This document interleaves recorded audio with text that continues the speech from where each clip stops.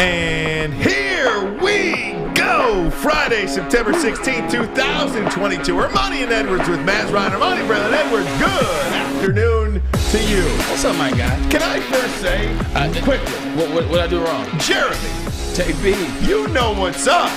This is what's up right JB. now. Lil B, JB Come in in feeling the good, house. man. Say hello. Jeremy. I'm excited, man, Hey, JB. what's going on, y'all?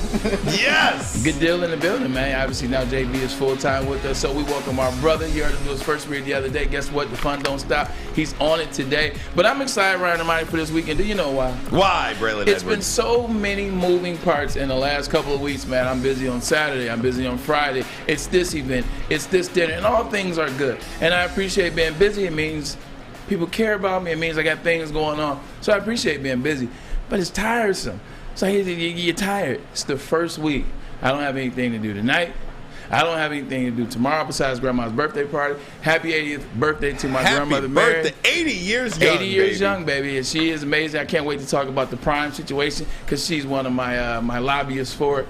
And then also, I'm just going to smoke, relax. And I'm going to Taco Bell. Oh. The Mexican pizza is back, baby. I have been missing the Mexican pizza. I am getting it in my life. Soon as this show is over today, I'm jetting to Mexican pizza, and then I'm going over to Max's house, and we're going to enjoy those Mexican Love pizzas. that. His friend Max, not Maz, because Maz not here today. Look at the chair. Maz, we miss you.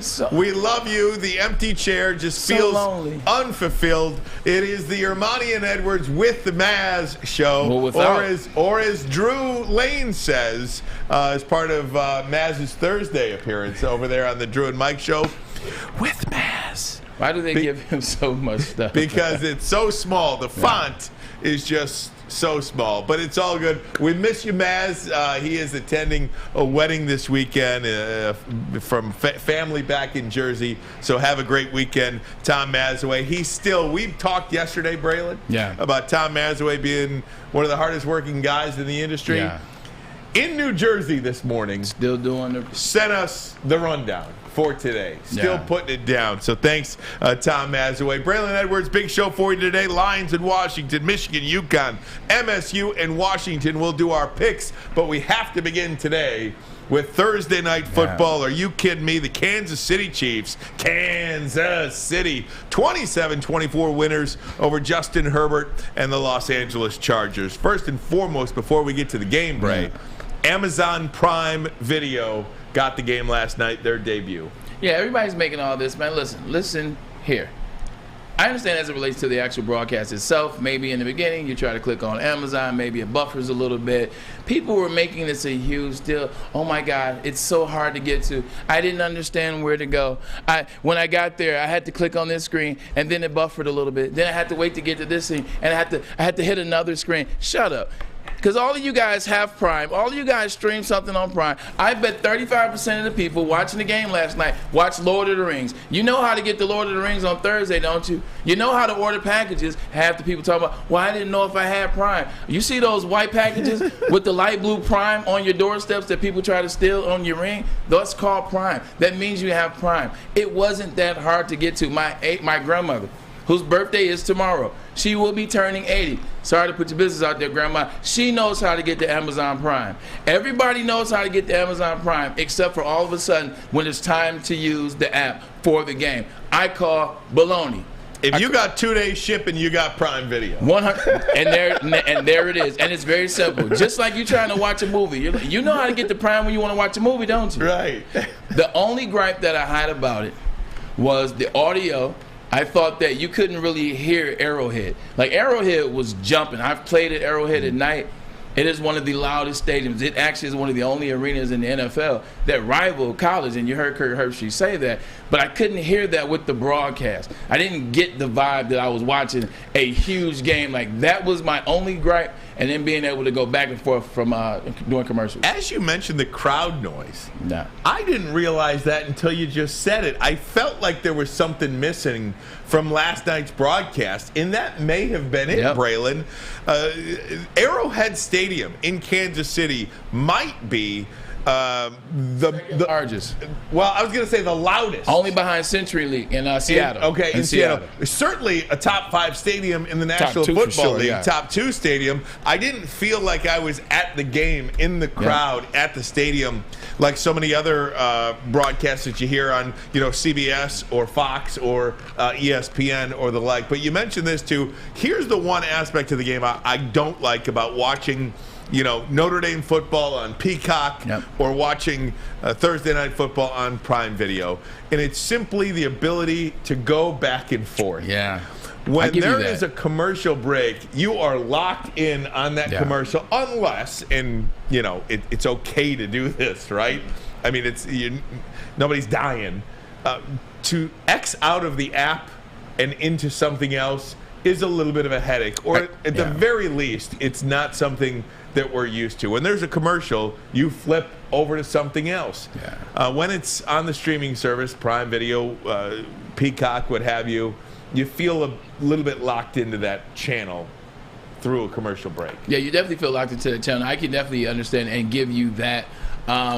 But even with that, maybe during commercial breaks, now you might hit up your brother who you haven't talked to in forever. Maybe you talk to your friends. Like, you only have that long on commercials anyway, because they're going to come back with the progressive sideline report so they can get more adding out there. So you're only going to have a brief window. So I understand that, but that can be made do with. Here's where it gets funky, Ryan. I think I know what you're going to say, too.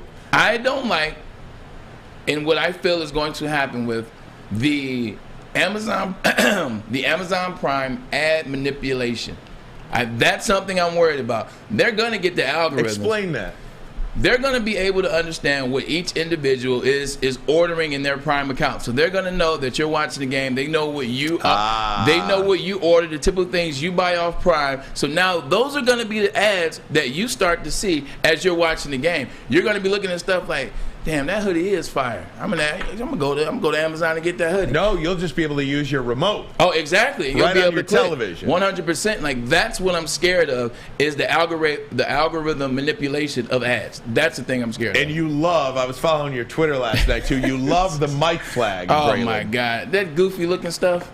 Like, they had the mic flags, and Neil Rule, shout out to Neil Rule. That's what this block is called, by the way. Called the mic flag. Microphone flag. Don't want to get in trouble, think anything else. Mic flag is what it is. Shout out to Neil Rule, Big D Energy, 11-1. He said something that was funny. He said, Braylon, they spent all that money on the broadcast. They don't have any room for mic flags. And I said, that's 100%. Because they had this goofy logo with a smile. I thought I was watching Nickelodeon. But it's the Amazon logo, right? That goofy smile. But even the TNF looked like it felt like I was at the dentist. Like, I saw a smile and I saw the TNF. It looked like some teeth. I thought I was getting my teeth cleaned. I don't know. There was a point in the game where obviously Jeff Bezos is at the game, and they go up to him a couple of times. He's sitting next to his girlfriend. It is his girlfriend. It's not his wife. Yeah, he was sitting next to the Darth Vader. Right, sitting next to his girlfriend, and of course Roger Goodell.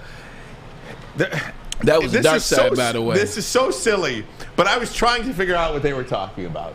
What do you think Jeff Bezos and Roger Goodell talk about in a box, in a suite, at an NFL stadium? Because I don't believe they're talking about the game. Spencer Rattler had the funniest picture. He had a picture of Lord Sidious, who's Lord of the Sith in the Star Wars movies, and he had Darth Vader standing next to him as, imitating those guys. I thought it was hilarious. They had a caption that said, "Caption this picture." Oh, really? What do you think they're talking about? And I said, great minds. And I said this, hey Roger, wouldn't it be great if we had the players actually do the deliveries? Imagine when somebody opens the door, it's just a Herbert handing them off the package. They're finding a way to get cheap labor out of NFL players and then mix it in with Amazon Prime. I guarantee it. No, what did you think about Al Michaels and Kirk Herbstreit? I like both of them individually. I mean, I like Al Michaels. I love Al Michaels. Right. I love Kirk Herbstreit on college football. What did you think of the two together? I thought it was a little bit of a mixed match. I mean, you can't have your chemistry down week one. I mean, you give them a little bit of a break, but you do have an expectation of a broadcast when Al Michaels does a broadcast and Kirk Herbstreit does a game as well. To put them together, I did not feel it sounded like I wanted it to just yet. What I said when I watched it is this. Look, first of all, let's take a step back. Let's give them a second to gel. You're right. You can't get chemistry down in week 1. It takes actual real reps. I'm not talking about practice reps. You got to have real reps together, real games together to know someone's cadence, someone's tempo, and where it gets certain individuals excited. Now, with that said, see, this ain't college, Ryan and Ermanni. The NFL game is a lot faster, and that's what you notice early on in the game. Al Michaels is used to this pace. Al Michaels knows the NFL game, so Al Michaels was Al Michaels like he always is. Kirk Herbstreit took a second finding himself because in college, games are a little slower. Things are happening a lot slower. The audience you're talking to, they're really listening to you to break things down. The audience in the NFL knows what's going on. And that game is moving, it's rapid. If you noticed in the first half, Kirk didn't say too much. You heard Al Michaels more than you heard Kirk the first half. He was only kind of, chiming in every often. He was like, yeah, on that play right there, you see Bosa, he flew off that end and really got in there. That was a really good play by Bosa. But he really wasn't adding anything because the game's faster. So he's trying to catch up to the pace.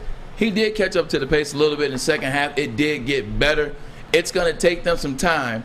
But as of game 1, I give him a C+, and I give Al Michaels an A-. It's Al, typical Al. And a lot of that break, too, is obviously, and I mentioned chemistry. Yeah. Look, it is so cool, I think, too, to feel butterflies doing something again, right? You saw it. Kirk Herbstreit could do a college football game of the week with his eyes closed. In his bed watching cartoons. And it would be a great analysis of that game. But to move on to a different venture and to feel those butterflies again and to find yourself again. I mean, when I started doing this with you, Braylon, look, we just a little inside radio or inside YouTube or website or digital, however you want to do it. We've got these sheets of paper, right? It's a rundown. Yep. You try to go block by block. Sometimes you get to the things, sometimes you don't. But at least you have a basis, a roadmap a little bit for what you want the show to be. It's a 2-hour show. I think the first day we did the show, I said everything that we were going to talk about in the first 8 minutes of the show, and we were out. I was spent. 8 minutes in, I had nothing to say. It's like during our 15-second commercial, we were like, what the hell are we going to talk about now? Thanks a lot, Mr. Ermanni. So, point being, a year later, you develop a chemistry with somebody, and the shows are a lot better. I anticipate this broadcast from two of the titans in the industry, it's going to be much better. They're professionals at what they do. I believe it's going to get good. I actually think it's going to be one of the better teams, once we get rocking into the season. You got to also give Kirk Herbstreit this. I don't give Ohio State guys much of anything, but you got to give him this. It's the first time that he's done an NFL game, a real regular season one, but it's also the first time that Prime has done a broadcast. Yeah. So it's not only his first time with something that already exists like NBC. This is his first time.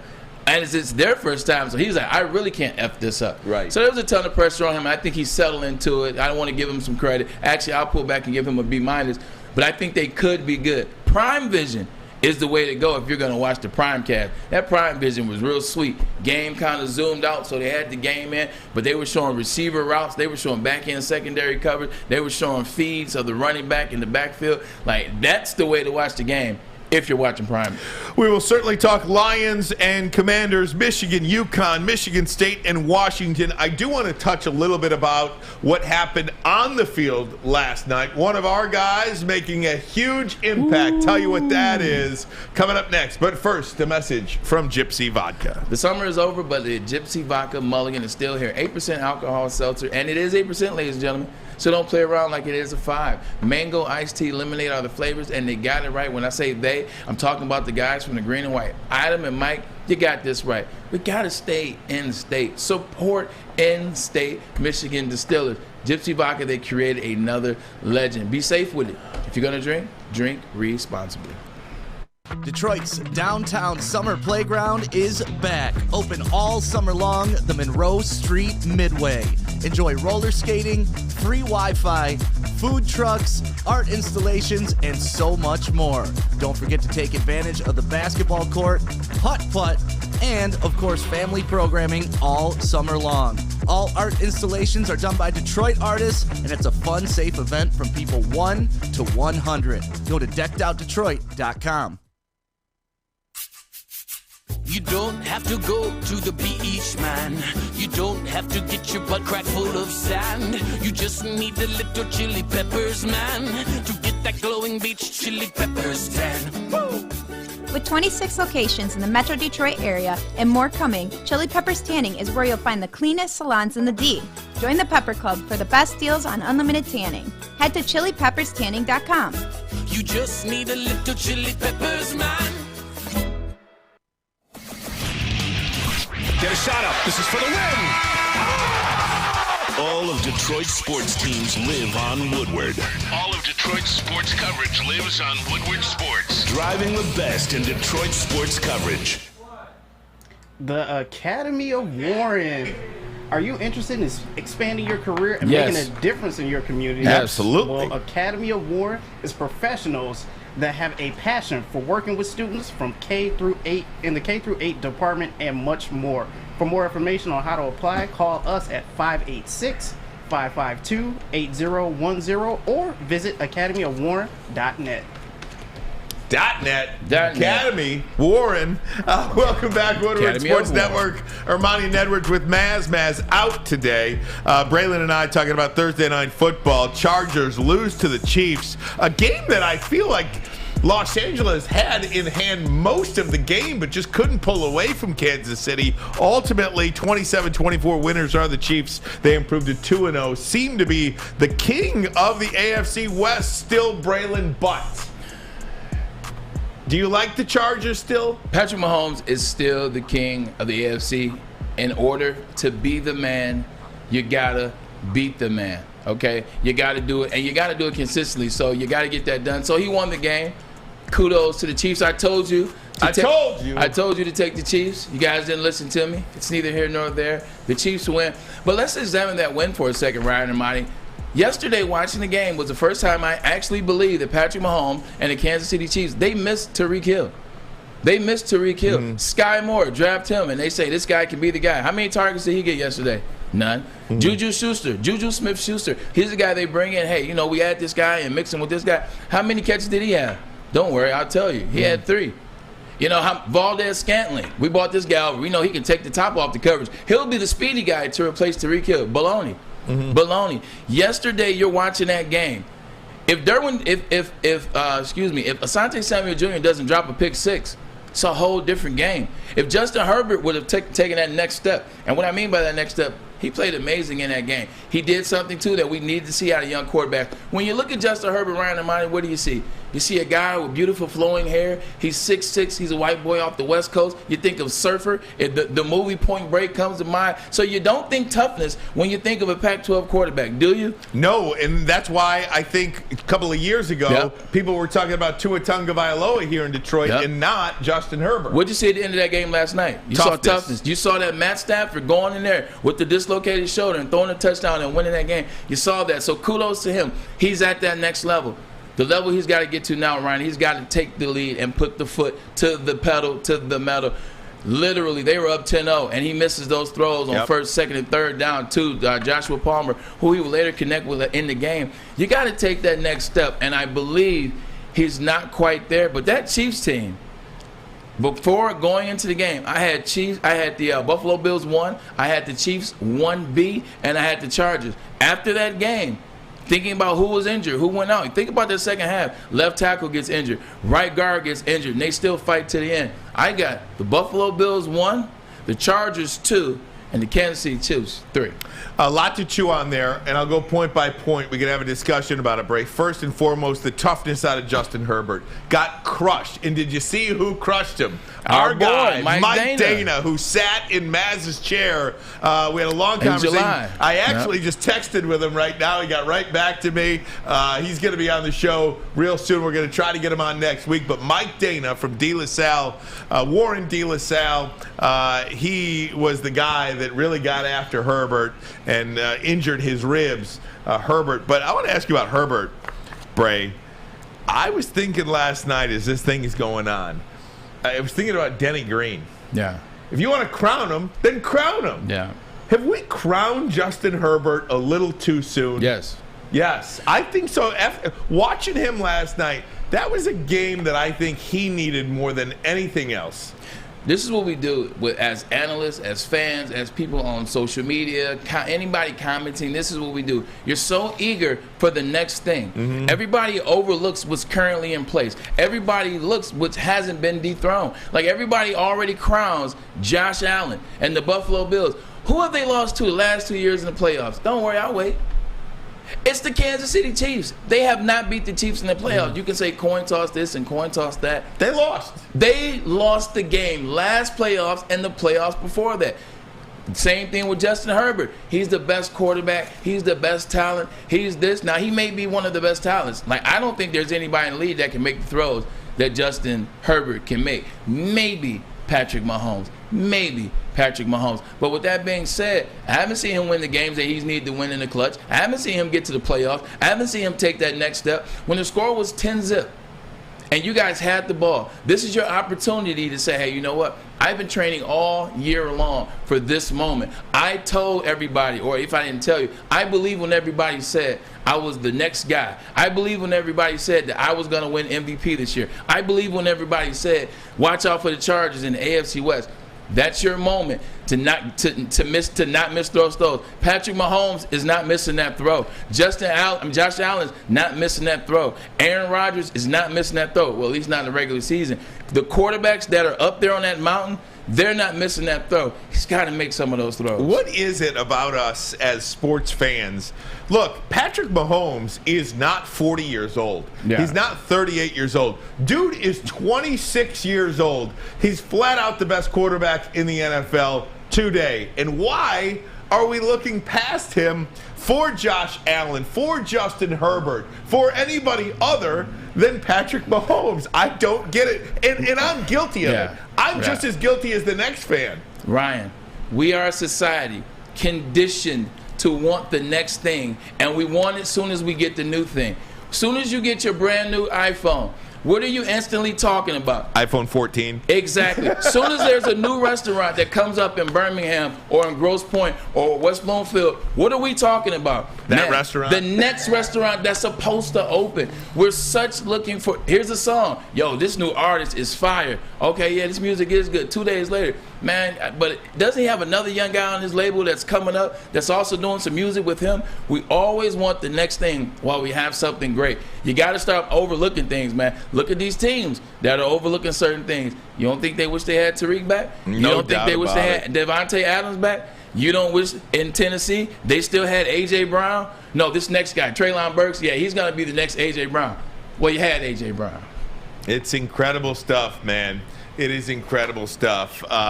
So we'll see. Kansas City looks really, when they play a bad game, they still win. I mean, that's how good Mahomes is. And that wizardry, man. You said it right. I think that was the touchdown to McKinnon. That was to McKinnon. That was incredible. How in the world? I mean, that is just an athlete. That's the baseball that comes out of him. His father was a pitcher in the MLB, Mahomes Tigers, Sr. right? Yeah, Tigers and the Yankees. He was pitching for 11 years. Look, Patrick was drafted by the Tigers. Patrick was drafted by the Tigers. He played for the Yankees. His father is Patrick Mahomes the first. Yeah, the thing about it with Mahomes, now you got to take a step back as well. Just like we're talking about, we got to see more. And the secondary was getting destroyed by Mike Williams. Imagine if it was Mike Williams and Keenan Allen out there. Imagine if they actually had a running game to Austin Eckler, who's actually on my fantasy team. Boo, cry me a river. But we got to take a step back, because they're a new team figuring it out. New pieces on the defense. Remember, their first-round pick that they moved up for, McDuffie, he was injured in that game. That's why Watson had the 90-yard touchdown interception for a touchdown. They're going to figure it out with their wide receivers. It takes time to build a new chemistry. Nobody comes out the gate humming on all cylinders. We hope the Detroit Lions will come out of the gate humming on all cylinders on Sunday. You'll hear from Jared Goff. You'll hear from Aidan Hutchinson. We'll do that next. Lions and Commanders talk. But first, what is the latest and greatest with this Outkick competition? Outkick your coverage. Yes, indeed. The Woodward Sports Network is giving you a chance to sit front row for the Detroit Lions versus the DC Commanders. Yes, I'm speaking it into existence right now. The DC Commanders. That's right. We're looking for the ugliest guy and the hottest girl. So, fellas, if you know you've outkicked your coverage, here is your chance. Post a pic of you and your superior-looking partner on Twitter or Instagram with hashtag Woodward Front Row. Follow us and tag at Woodward Sports, and hurry up because that contest ends today. We will be announcing the winner later on tonight on the heavyweight show from 5 to 7. So get those picks in right now. Remember, Outkick your coverage with Woodward Sports Network. JB, before we go to commercial, bring that back to me. Listen, I was on Twitter last night looking at some of these pictures. At the end of the day, it's okay. At Woodward Front Row, go ahead and log in. Go ahead and send those pictures. Send your ugly self with your beautiful girlfriend. At the end of the day, you already got the girl. 9 out of 10 of these videos, these pictures we've seen, they're their wives. You guys want to sit front row. Even if you don't think you're ugly, it's all in good spirit. We're not calling you ugly. It's just for a contest. Even if you don't believe you're ugly, wink, because I've seen some guys that definitely fit the description. But it's all in fun. You've got the girl. Now why not get the tickets? Woodward Front Row. Hashtag that. Hi, my diamonds. It's Crystal with an X. You want to get hot and perfect like me? Here's my super easy routine. Drink at least a gallon of water before you wake up. Attach a weight to everything in your house. Hello? Sell your car and just sprint everywhere. Scream when you exhale. Don't follow Crystal with an X. Do your own thing at Planet Fitness with tons of equipment and free fitness training in our clean and spacious clubs. Join now for just $10 a month and cancel anytime. 3 NBA championships. Detroit fans were there. 11 Stanley Cups. Detroit fans were there. 4 World Series wins. Detroit fans were there. And that one Lions playoff win in 1991. Yeah, Detroit fans were there. Woodward Sports, where the fans are. The only sports network in Detroit that starts with a W. You know, because we win. Woodward Sports, Detroit's winning sports network. There is nothing better on a game day than a rockin' tailgate. With all the fun, it comes responsibility too. Host liquor liability is important coverage in hosting high school tailgates, college tailgates, and definitely in pro tailgates. Let Mark at Swiss ensure you. You saw that Lions fight, you know they had to be drinking some booze. You know they didn't know that they were liable. And guess what? Somebody's getting in trouble, somebody's going to jail, and somebody's getting sued. Guess what? If you get with Swiss Insurance Group and Mark, it won't be you. Swiss Insurance Group. Get them, let them rock with you. You know, it's quarterback's best friend. You can have that and have the play action off of it and the keeper stuff off it, the rollouts and whatnot. So it's super helpful, and it's fun to watch Swift take off too, and I know those guys up front love it. Lions quarterback Jared Goff talking about the run game and DeAndre Swift. There is some concern this weekend, maybe a lot of concern, Braylon, with the offensive line. DeAndre Swift, by the way, did not practice again, but insists he will play this weekend. There is no concern. Yeah. The ankle's fine, resting, he'll play. There is concern, however, no Frank Ragnow and no Jonah Jackson. You already don't have a Vitae along that offensive line. His backup, Tommy Kramer, also out. So 3/5 of your offensive line, 3/5 now, Bray, may not suit up against the Commanders on Sunday. Yeah, I would pump the brakes on the offensive line. I think at the end of the day, with them not having Vitae, I think they're taking extra precaution with the rest of their offensive line because that is the strength. You know, the way DeAndre Swift ran the ball this past Sunday, we knew he could run the ball like that. We were hoping he ran the ball like that, and he did, and that offense was amazing. You saw Brian Baldinger break down the play, talking about the offensive line, the scheme, how physical they were. They'll be fine. That's more of a precursor. That's almost a prerequisite because of the injury to Vitae, wanting to be safe. Now, the DeAndre Swift one, that's a little nerve-wracking because we talked about going into this season. The one thing that has hindered DeAndre Swift, it wasn't his ability, it wasn't his win, it wasn't his knowledge of the plays, it wasn't the lights were too bright because, frankly put, the lights aren't bright in Detroit. It was injuries. It was injuries. To see him now miss 3 practices after week 1, going into week 2, that is a little concern, little cause for concern. Now, as opposed to Jared Goff, of course Jared Goff loves to see DeAndre Swift. Of course he loves for the run game to work like that. Because last time he had a Georgia running back that could run like that. What did it do, Ryan? It took him to the Super Bowl, and that was Todd Gurley. So he's seen this play before. Just hope that DeAndre Swift isn't really hurt and he jumps into the game, and he is good. Ankle injuries, as long as they're low ankle sprains, as long as they're low ankle tweaks, usually heal up pretty quick and you get back to the flow of things. It's once you get higher up the ankle, once the ankle starts to get to the shin, where you start to get some injuries. I just want to say this, correct myself. I was looking at an old injury report. I was looking at yesterday's injury report. DeAndre Swift did practice today. I apologize. No, you're on good. the field today, but Jackson and Ragnow out. I apologize. No, I appreciate it. Jackson Ragnow still out, but what I say goes. He didn't practice yesterday, and he didn't practice on Wednesday as well. So you hope that he's okay. Like I said, low ankle injury should be fine. Those recover easy. Higher is when you start to have the nagging week to week, and then maybe he misses a game. So pray that it's a smaller ankle injury. Yeah, and I think, they do want to get DeAndre Swift the ball more. That was an area we saw how electric, and you talk about stars, right? This is a game. There's no greater team sport than football. You need all 11 guys doing what they do succinctly, in sync together to win the game on any particular day. It is the ultimate team game, football. But DeAndre Swift is the star. And you have to get the ball in his hands, Braylon, if you want to win this game. They want to do it more than they did against Philadelphia. Yeah, that's for sure. Yeah, you definitely want to find ways to put the ball in his hand. You want to find ways to put the ball in his hand, just not the conventional way. You don't just want to line up, give DeAndre Swift the ball. You don't want to be doing 32 dive ball game. You don't want to be doing 33 toss all game. You want to find creative ways, because this is a guy, he had 428 yards receiving last year out of the backfield. So this is a guy that's athletic. This is a guy that has good hands. You can catch out of the backfield. You can put him in the backfield. Try different things. Take Jared Goff out of his comfort zone. Is there a number? For instance, DeAndre had 18 touches last game. Yeah. I'd like to see 25 touches. 25 is a number. Yeah. 25 to 27. Like, when you start to get to backs like this, let's just for this segment, let's just for this sake right here, this example, let's assume that he's one of these guys like a Marshall Faulk. Let's assume like he's one of these guys that are really catching passes out the backfield like that, where you're really using them in multiple and dual roles, where they're going over 2,000. Saquon Barkley, his first year with the New York Giants, 27 touches is quality, because that gives him 22 rushes and that gives him 5 receptions, or any version of the number. 15-3 last week.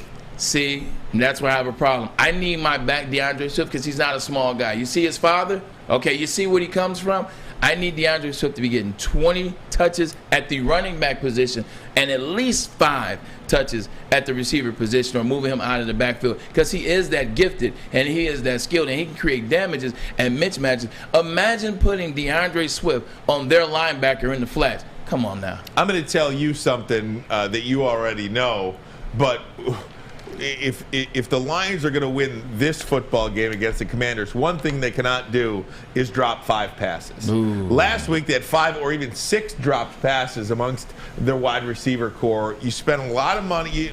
Not a lot of money, but you spent a lot of your resources, I would say. Chark got the 1-year deal. Yeah. Josh Reynolds got a deal, not a ton of money, but that was a focus, an area of focus that the Lions went in last offseason.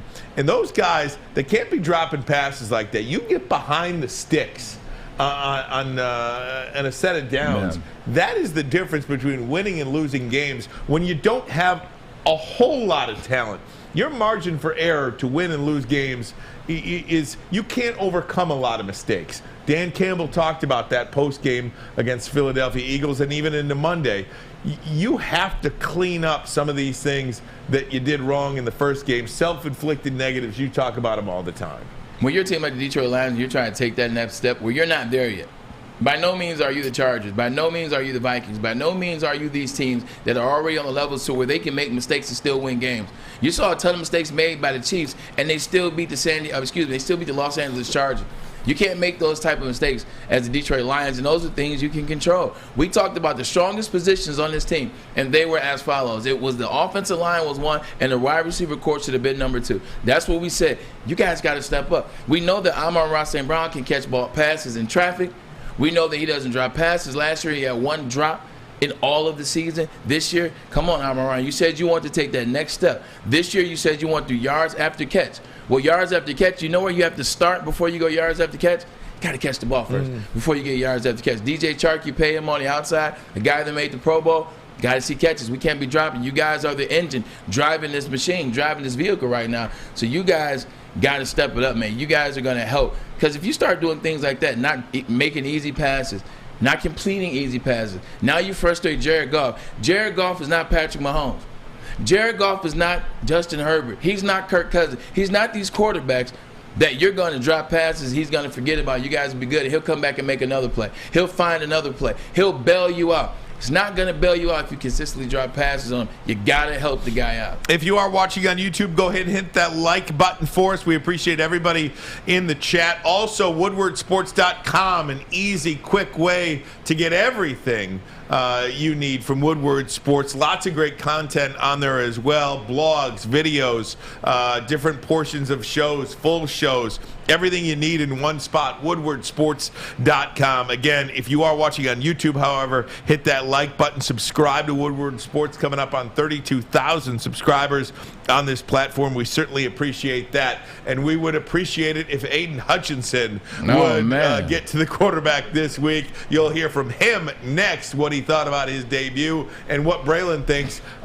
Aidan Hutchinson versus Carson Wentz. Will he get to the Commanders quarterback? We'll talk about that next. Also, it's a fill-in-the-blank Friday. We'll go around the NFL. Michigan, UConn, Michigan State, Washington. Lots to get to on a Friday, but first a message from SMA. All righty. The Sports Marketing Agency helps spread awareness about mental health as well as addiction. Their new podcast, This is the S Word. And the S Word stands for stigma. Why stigma, you ask? Because we're trying to destigmatize mental health. We're trying to destigmatize addiction. Let you know that is a chemical imbalance on this side, and it is something that we can help you with. You don't stand alone. People are standing with you. They're finding that they stand with you more and more and more. Sean Jordan of the NFL Alumni Association of Detroit does an amazing job having the conversation, getting you the information you need. If you or anyone that you know has an issue, think they may have an issue, just go to thesportsma.com. I promise you will get all the answers you need and more. You're an ugly guy, and that's okay because you've outkicked your coverage with your significant other. Well, that's good news for you. Their hotness and your notness could get you front row tickets. The Woodward Sports Network is giving you a chance to sit front row for the Detroit versus Washington football game. That's right. We're looking for the ugliest guy and the hottest girl. So fellas, come on. If you know you've outkicked your coverage, here's your chance. Post a pic of you and your superior-looking partner on Twitter or Instagram with hashtag Woodward Front Row. Follow us and tag at Woodward Sports. Hurry, because we'll be selecting a winner September 16th. We can't wait to see you. Well, her. From the network that always outkicks the competition, Woodward Sports.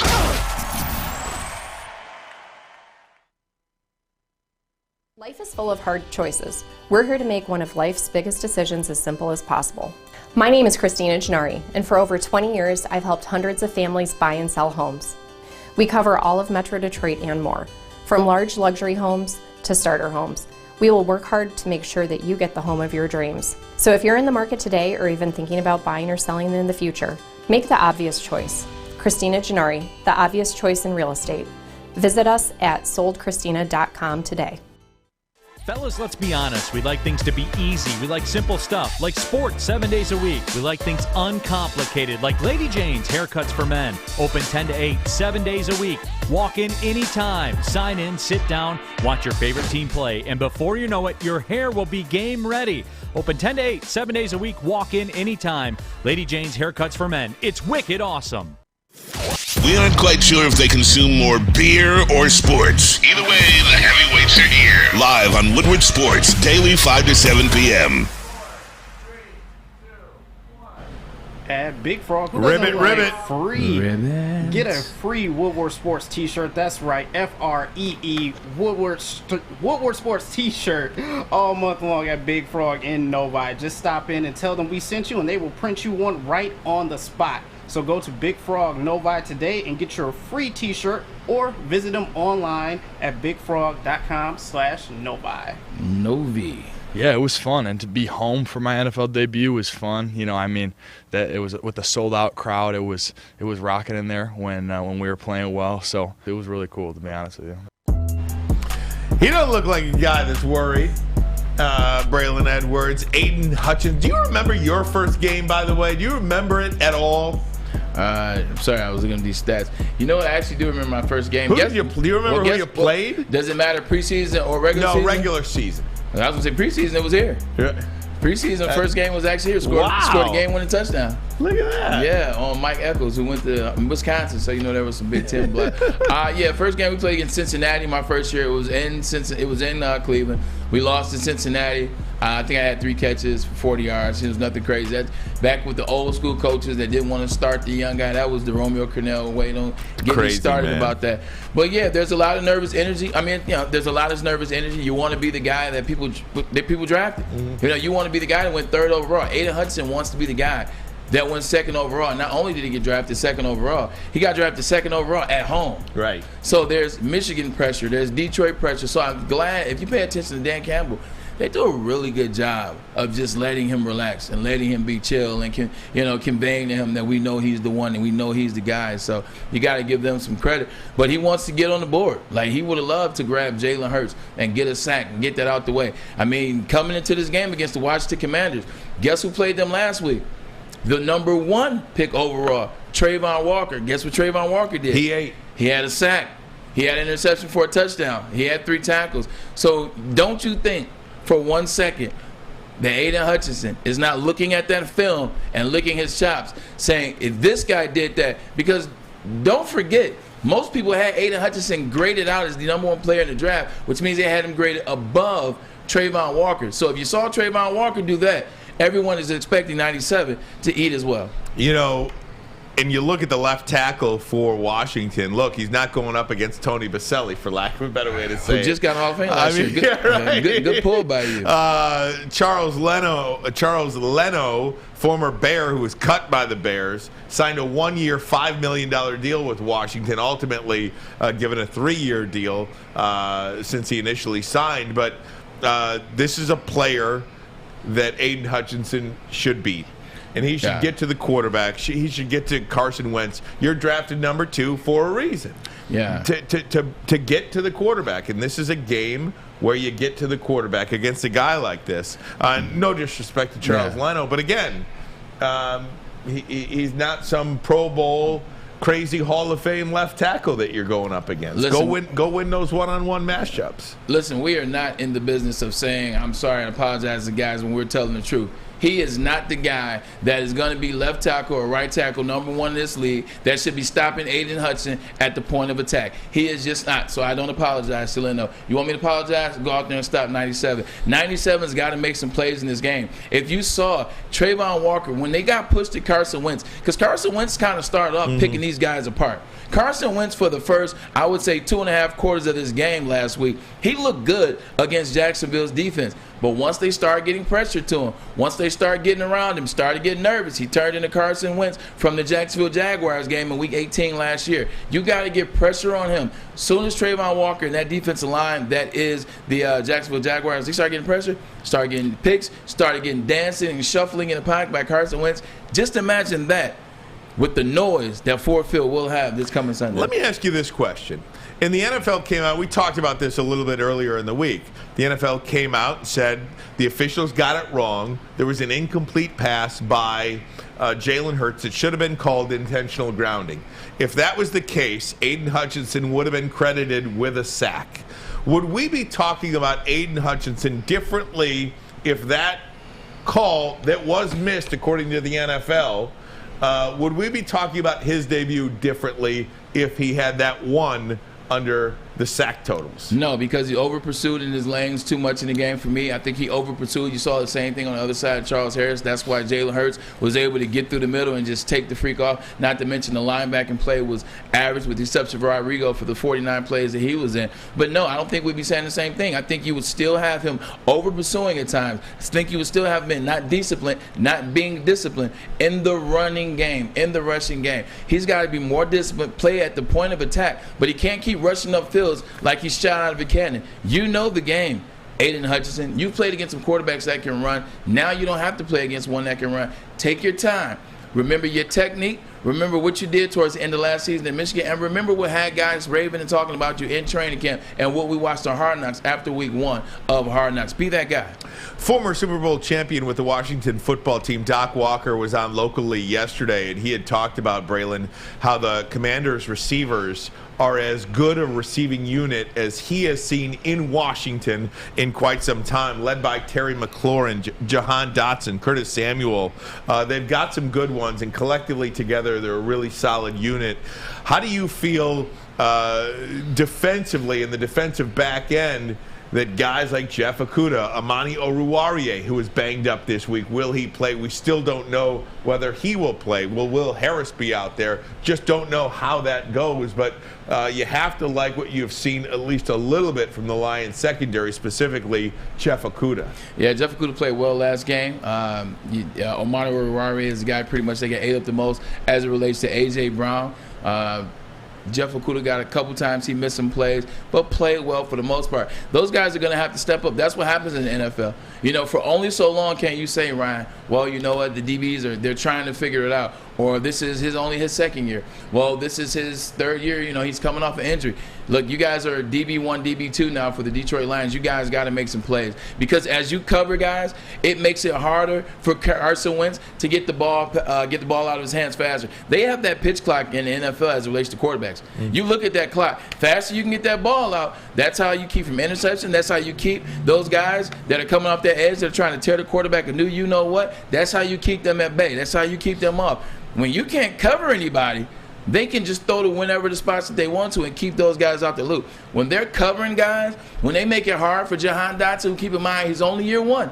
I know he's electric. I know he's exciting. He's only year 1, Jeff. He's only year 1, Amani. And then Terry McLaurin is making a ton of money. I get it. But you got to step your game up. Because if you can cover those guys for just a little bit longer, now you allow Aidan Hutchinson to not almost get him. Now you allow him to grab some jerseys and take him to the ground. Big week for the Lions defense. Do you know what today is, Braylon?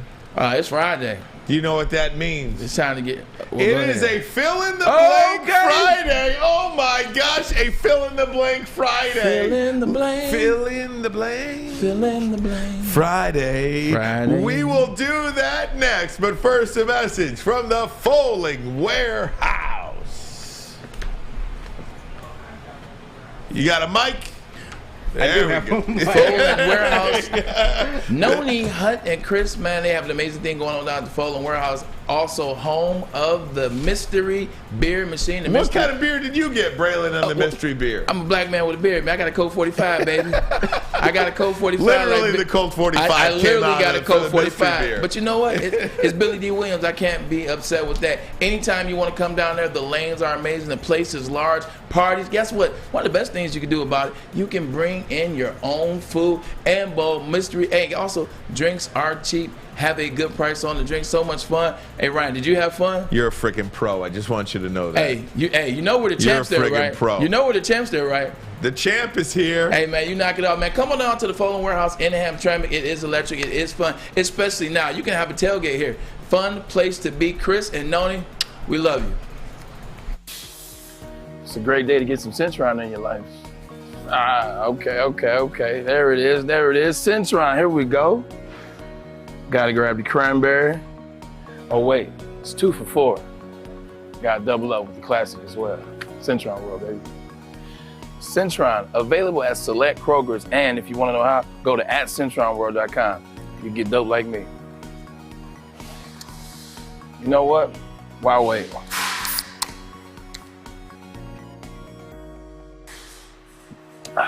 Great taste, guaranteed.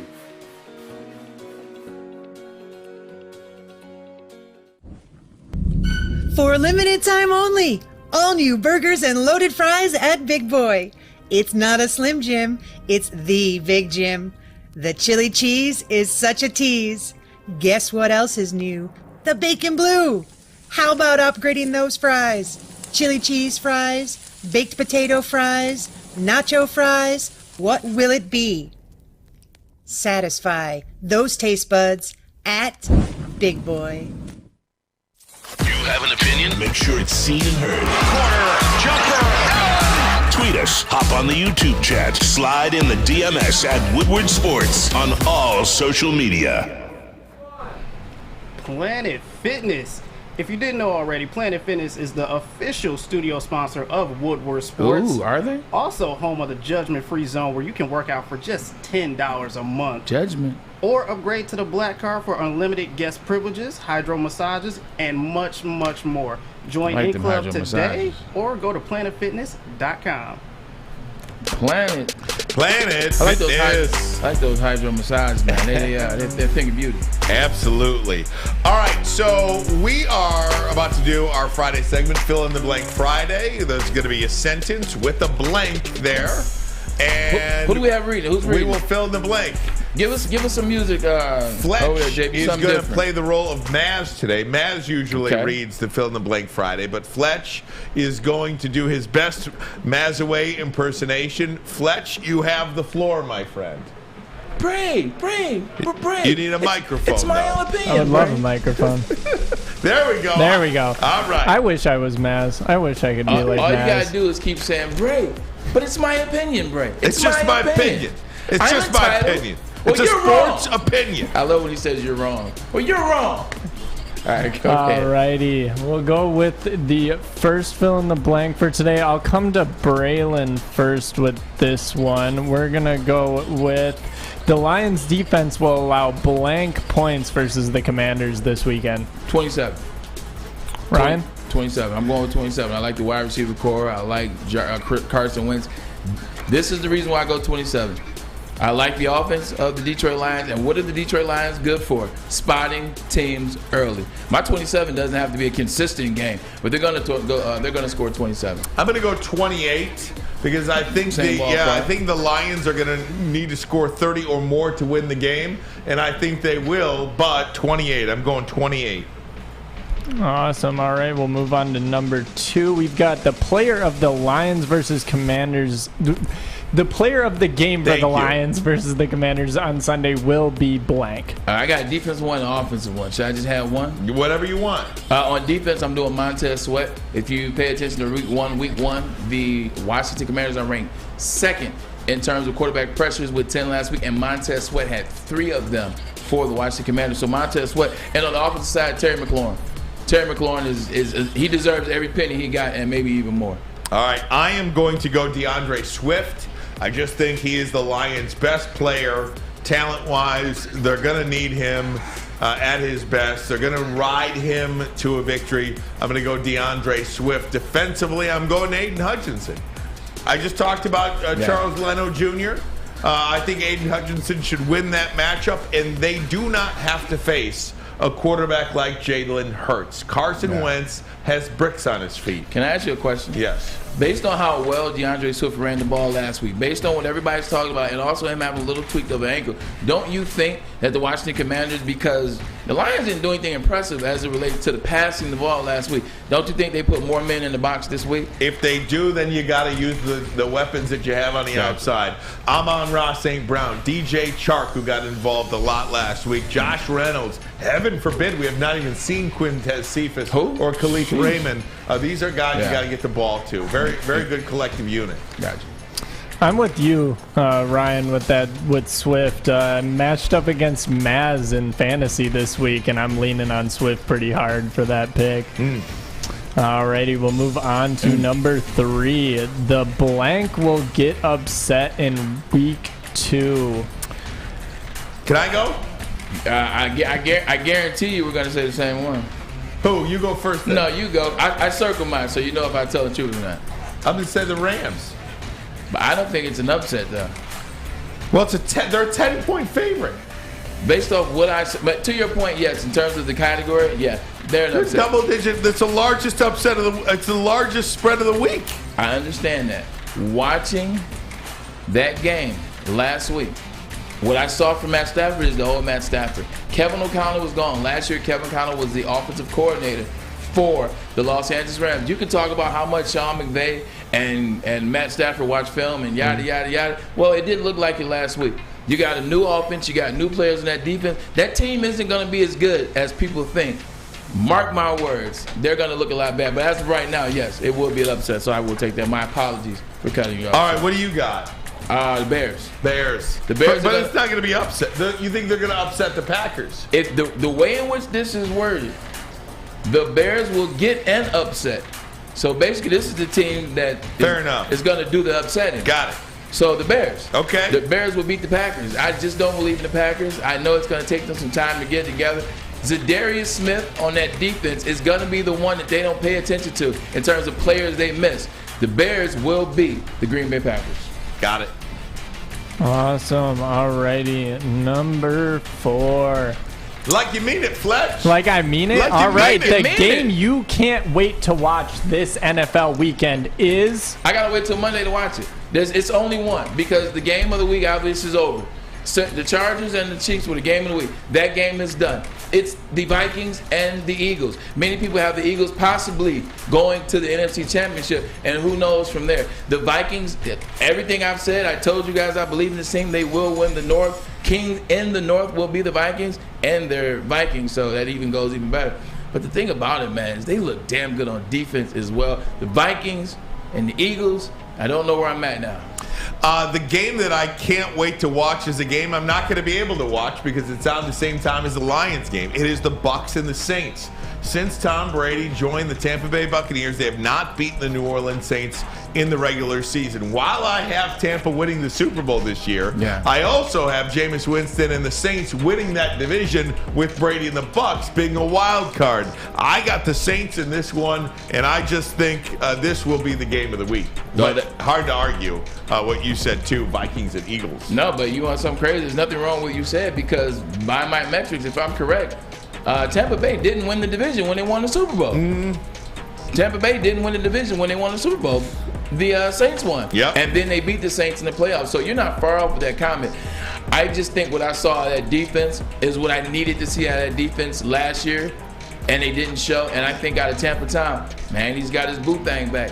Hey, man, you heard, hey, like Usher and Alicia Keys, you'll always be my boo. They're going to rock and roll this week, man. Alrighty. Number 5. Nobody thought blank would start 2-0, but that's what they will do after winning the game this weekend. I got 2 teams. Can I go first? Yeah. I got 2 teams. One, the New York Football Giants. Nobody thought the Giants would win at Tennessee or maybe even beat the Panthers. But 2-0 for the Giants. I got them after beating Carolina this week. And the second team, I would say, the Pittsburgh Steelers. Nope. The Steelers are going to be 2-0 after beating New England. The Patriots are going to start 0-2 this season, mark my words. So those 2 teams specifically, I got starting 2-0. Nobody thought those 2 clubs would do that. Those are 2 good teams. I can't deny you on either that. No team that nobody thought those teams are going under the radar and going 2-0. Look on the screen right there, Ryan. What team's on the screen right there? Off season. His arm isn't strong enough. He's not going to be able to get the ball to Tyreek Hill. Jalen Waddle's too fast. McDonald, though, doesn't know what the hell he's doing. It wasn't his system in San Francisco. All right, now. Okay. You saw that defense look really, really good. Talking about the Miami Dolphins and the defense that was this past weekend against the Patriots, they look really good on defense. And the offense hasn't even had a chance to open it up. Tyreek Hill only played in the first 3 quarters. Didn't play the last quarter. Didn't get a chance to really fully open it up. Watch that team. The Dolphins are the team in the AFC, ladies and gentlemen, that you got to watch out for. When we talked about the Buffalo Bills, I said there were 3 teams that they had to worry about, and one of them was the Dolphins and Tua Tagovailoa. Last one. You guys gave your 2-0s. Now, who's going to go 0-2 this weekend? I just mentioned it, New England. And the Rams. And the Rams. New England and the Rams. The Rams, iffy. They're a 10-point favorite, but definitely New England. I just am really down on this football team. And we can talk about what LaShawn McCoy said in the next segment about I'm down. New England and Bill Belichick. I just think they are frauds. So New England is going to start 0-2. Nobody really expected that. I think the Rams, without Odell Beckham Jr., without Von Miller, without Kevin O'Connell as the offensive coordinator, they're frauds. They looked in shambles this past weekend. They looked in shambles opening night last Thursday, a week from yesterday. They looked in shambles. They looked bad. And you look at the Falcons. The Falcons put up more points on the Saints than you thought. I would know because I have the Saints defense in my fantasy. The Falcons might be a surprise team, not to make the playoffs, but just to shake things up and piss some teams off and win some games they shouldn't. This will be one of them. Fletch, thanks for playing the role of Maz. Braylon, I have a bonus question for you. Bonus? My bonus question for you is this. If the Lions lose to Washington, I will... I was looking for the word that I know. All right, ask it again. I'll be on point this time. If the Lions lose to and everybody in the YouTube chat, feel free to answer this as well. If the Lions lose to Washington, I will be understanding. You would be. I would be understanding. Not understanding. In fact, I'm giving you a pass. I knew they weren't going to beat these teams. I knew they weren't going to beat the Washington Commanders. I knew they weren't going to beat the Eagles. So going into this, I told you, I didn't see a win week 1. I didn't see a win week 2. I didn't see a win until week 3. Week 3, I believe they played the Seattle Seahawks at home. They have the Seahawks at home. And then, that was the first win I saw on the schedule was the Seahawks. So I would be understanding because that's what I thought was going to happen anyway. If the Lions lose to Washington, I will be totally pissed. Thoroughly upset about it. We could talk about that if you want. I'll read you some of the YouTube chats. Okay. Plus, I want to go around the NFL. LaShawn McCoy with some very harsh words for the head coach of the New England Patriots. We'll share that. Get into some college as well. Plus the picks. A lot to get to on a Football Friday. But first, the message from Les Stanford Chevrolet Cadillac. It is no secret that new cars are hard to come by. They are available at Les Stanford. You got to make a plan, though. Allocation coming in for lease or purchase of new vehicles. Les Stanford has over 300 pre-owned cars on their lot right now as well. All makes, all models, all years. Some with less than 500 miles. So they're like new. For more, visit LesStanford.com. LesStanford.com. Find new road. Find them. Find them. At work and at home. We're there with smarter security solutions. Featuring complete automation with customized alerts and more. For over 90 years, we've been the company that's been counted on to protect what matters most, all with personalized service and care. Right now, for a limited time, receive a free video device plus free installation with a new home system. Guardian Alarm. We protect Michigan. New to the game or a season better? OddsTrader.com has everything you need to make the right bet ahead of kickoff. Begin your handicapping journey with OddsTrader. Improve your edge by finding the best price on every game from sportsbooks in your backyard. Take advantage of the numerous sign-up bonus offers to pad your bankroll. Dive into key game statistics, player performance, and even account for the projected game day weather. Best of all, you can use the OddsTrader Bet Tracker to keep a log of your action. Welcome to OddsTrader, and best of luck. A ton of fun, a ton of sports, and a ton of man-meat. Welcome to the Woodward Heavyweights, live daily 5 to 7 p.m. on Woodward Sports. At Alta. Uptime matters. Alta Equipment has everything you need to get the job done. Have a big project coming up? Alta Rent has you covered. Call them today, 844-GO-TO-ALTA. Once again, that is 844-GO-TO-ALTA. Hour number 2 of the program. Thanks for being along with us, making us part of your day. Woodward Sports Network. WoodwardSports.com. Check it out. Plenty of great content on there. Videos, blogs, whatever it is you need, you want, you got at WoodwardSports.com. Also, YouTube.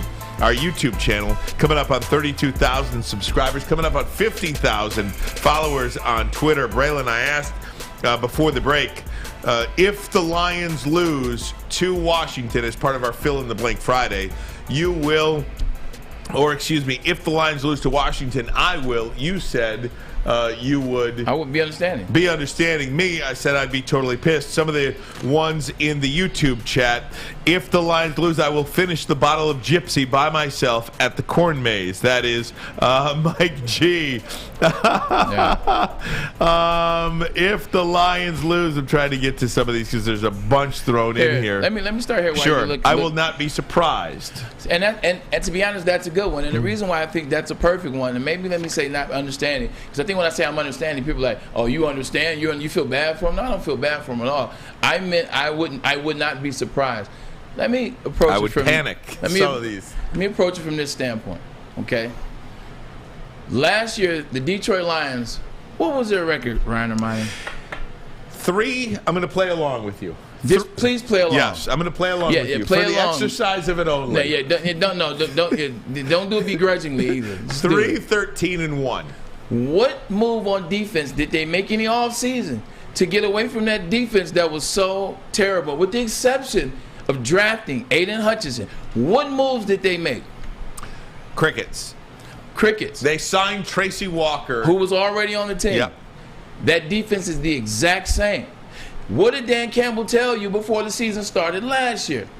He said, before you guys get excited, he said, this is going to take 3 years.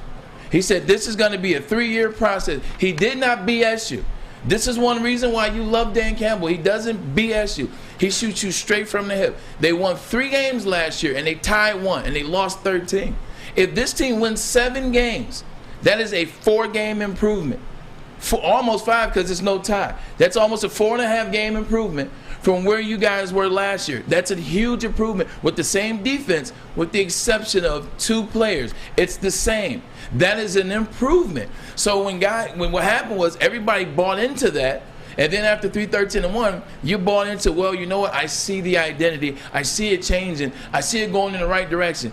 If they finish 7-10, that is moving in the right direction. It doesn't happen all of a sudden. But when you get Hard Knocks, you start to psych yourself out because of the cinematic value of Hard Knocks and tell yourself, oh, you know what? I think they can win 8 games. I think they can win 9 games. I think they can win 10 games. This guy over here. And now when you get into the season, you're no longer a realistic fan. You're a fan that buys into, they should have won this game. They should have won this game. No, they should have not. This is what they were going to do. It still is improvement. It just ain't the improvement that you necessarily want to see. Everything that you just said, if there was like a ding, ding, ding or some sort of bell, I would ring it. Yeah. Because I think you hit the nail on the head. You did. And I am one of those guys, I could say 10 games all I want. Look, if they win 7 games, there's going to be something to an improvement there that we're all going to feel good about. But if they are going to win 7 games, this is one of those games that I think is a 50-50 game. I'd like to see them win a couple of 50-50 games here. They're at home playing a Washington team that is good, but they are not a playoff team either. I don't think Washington, the Commanders, are going to show up in the postseason this year. No. So if you were going to play, if you ask me right now if they're going to win 7 games,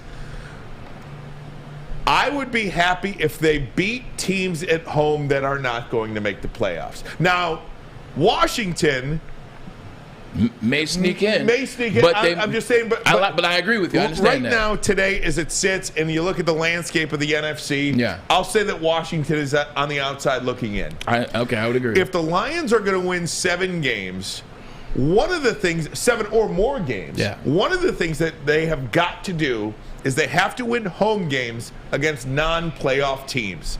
Therefore, that is why I believe they have to beat the Washington Commanders, because I do want to see improvement.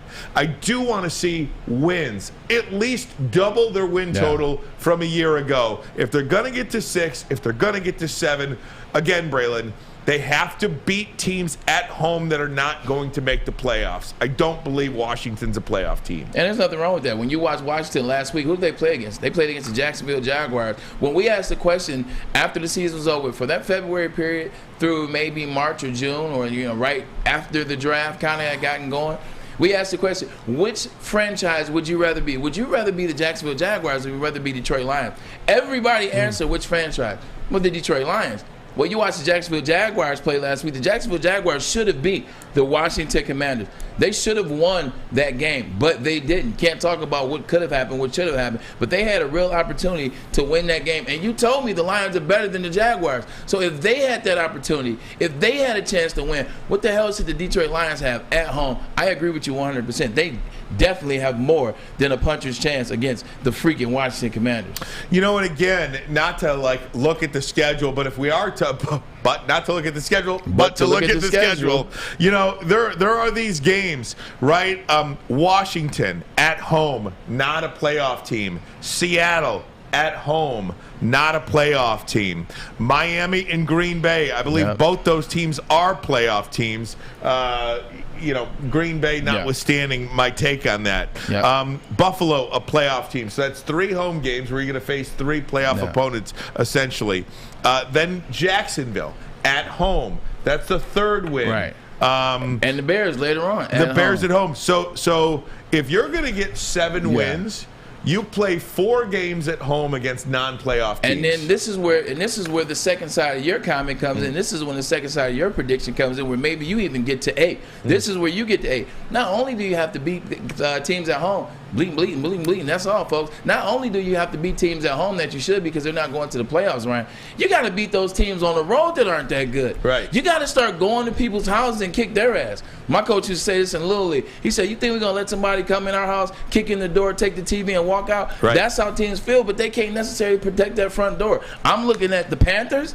I damn sure know we can go down to Carolina and get a win. I damn sure know we can go to MetLife Stadium and beat the New York Jets and get a win. Some of those games, they're going to have to win on the road to show me that you're taking the next step. Because if you can't win on the road, then all that stuff you told me on Hard Knocks about grit is BS. If we just look exclusively at the Lions' schedule, and you say they've got to win 6 games, humor me here. Yeah. The only way I will consider this season a success for the Detroit Lions is if they win 6 or more games. Yeah. To get to that 6 or more games, they've got 4 games against who we deem non-playoff teams. One of those teams is Washington this week. If you lose to Washington at home, there's 3 games: Seattle, Chicago, and Jacksonville. The only 3 remaining teams you will play at home who we expect will not make the playoffs. So then you got to go find 3 more wins on the road. Right. Can they do that? We'll see. But that is why I feel like this Washington game is a must-win if you want progress and if you want to keep the crowd involved early. But that's neither here nor there. This is one of those 50-50 games I got to see them win. This game against Washington is a toss-up for me, and it's a toss-up because I just believe in the offensive talent that is the Washington Commanders, man. I believe in Carson Wentz during the regular season. Keep in mind, I said during the regular seasons, he's only had 1 bad season. That was 2020. I believe in him in the regular season. Anthony Gibson, I like Anthony Gibson out of the backfield. He's a good back. Got to get him the ball more. I believe in his wide receiver core, so I believe in them. It's a 50-50 game, but I don't think it's one of those 6 that I'm pointing to like this game has to happen. The 6 games that I'm pointing to that have to happen for the Detroit Lions, these are the 6. It is the following week. It's against the Seahawks at home. That's 1. It's the Patriots in Gillette. That's 2. It's the Chicago Bears at Chicago. That's 3. It's the Jacksonville Jaguars at home. That's 4. It's the New York Jets at MetLife. That's 5. It's the Panthers in Carolina. That's 6. And it is the Bears at home. Those are the 7 games that I'm like, they got to win those games. And if you want to say they can split with the Bears, fine by me. They got to win 6 of those 7 games, Ryan and Ermanni. Fair enough. Braylon, I don't want this to go too far on without mentioning what's happening in the NBA. Oh, man. Want to do that please. quickly next, and then we'll get into Michigan State. Lots of college football talk, but I know you are heated about what's happening with the Phoenix Suns and their ownership group all over the news and all over ESPN. We'll get your take on that. We'll do it, but first a message from Lady Jane's Haircuts for Men. Come to Lady Jane's for an award-winning haircut experience, and it's your last month to register to win the car of your dreams from Les Stanford Chevrolet Cadillac. Lady Jane's Haircuts for Men, open 7 days a week. Walk in anytime, no appointment necessary. It's wicked awesome. Wicked awesome. It took exploring 50 different formulas and hosting countless taste tests, but we believe Gypsy Vodka is the smoothest vodka on the market. Don't believe us? Ask the owners. We're Mike and Adam Kazanowski with High Five Spirits Distillery. We're in close to about 1,200 locations throughout Michigan. We wanted to create a brand that was geared more towards freedom, love, adventure, and at the end of the day, we really wanted to tell a story that inspired other people to take risk, follow their dreams, whatever that might be. Hey, this is Mr. Kearney, Chief Academic Officer, Academy of Warren. I want to welcome you to the brand new field house. The state-of-the-art facility has a regulation basketball court, volleyball court, soccer field. It can be used for 7-on-7 football. Our K-8 academic features AM, PM, latchkey, small classroom sizes, Learning Street, futuristic media center, free breakfast and lunch, Houghton Mifflin curriculum, academic games, K-8 athletics, and more. Enroll today at academywarren.net. Hey, this is Mr. Kearney, Chief Academic Officer, Academy of Warren. I want to welcome you to the brand new field house. The state-of-the-art facility has a regulation basketball court, volleyball court, soccer field. It can be used.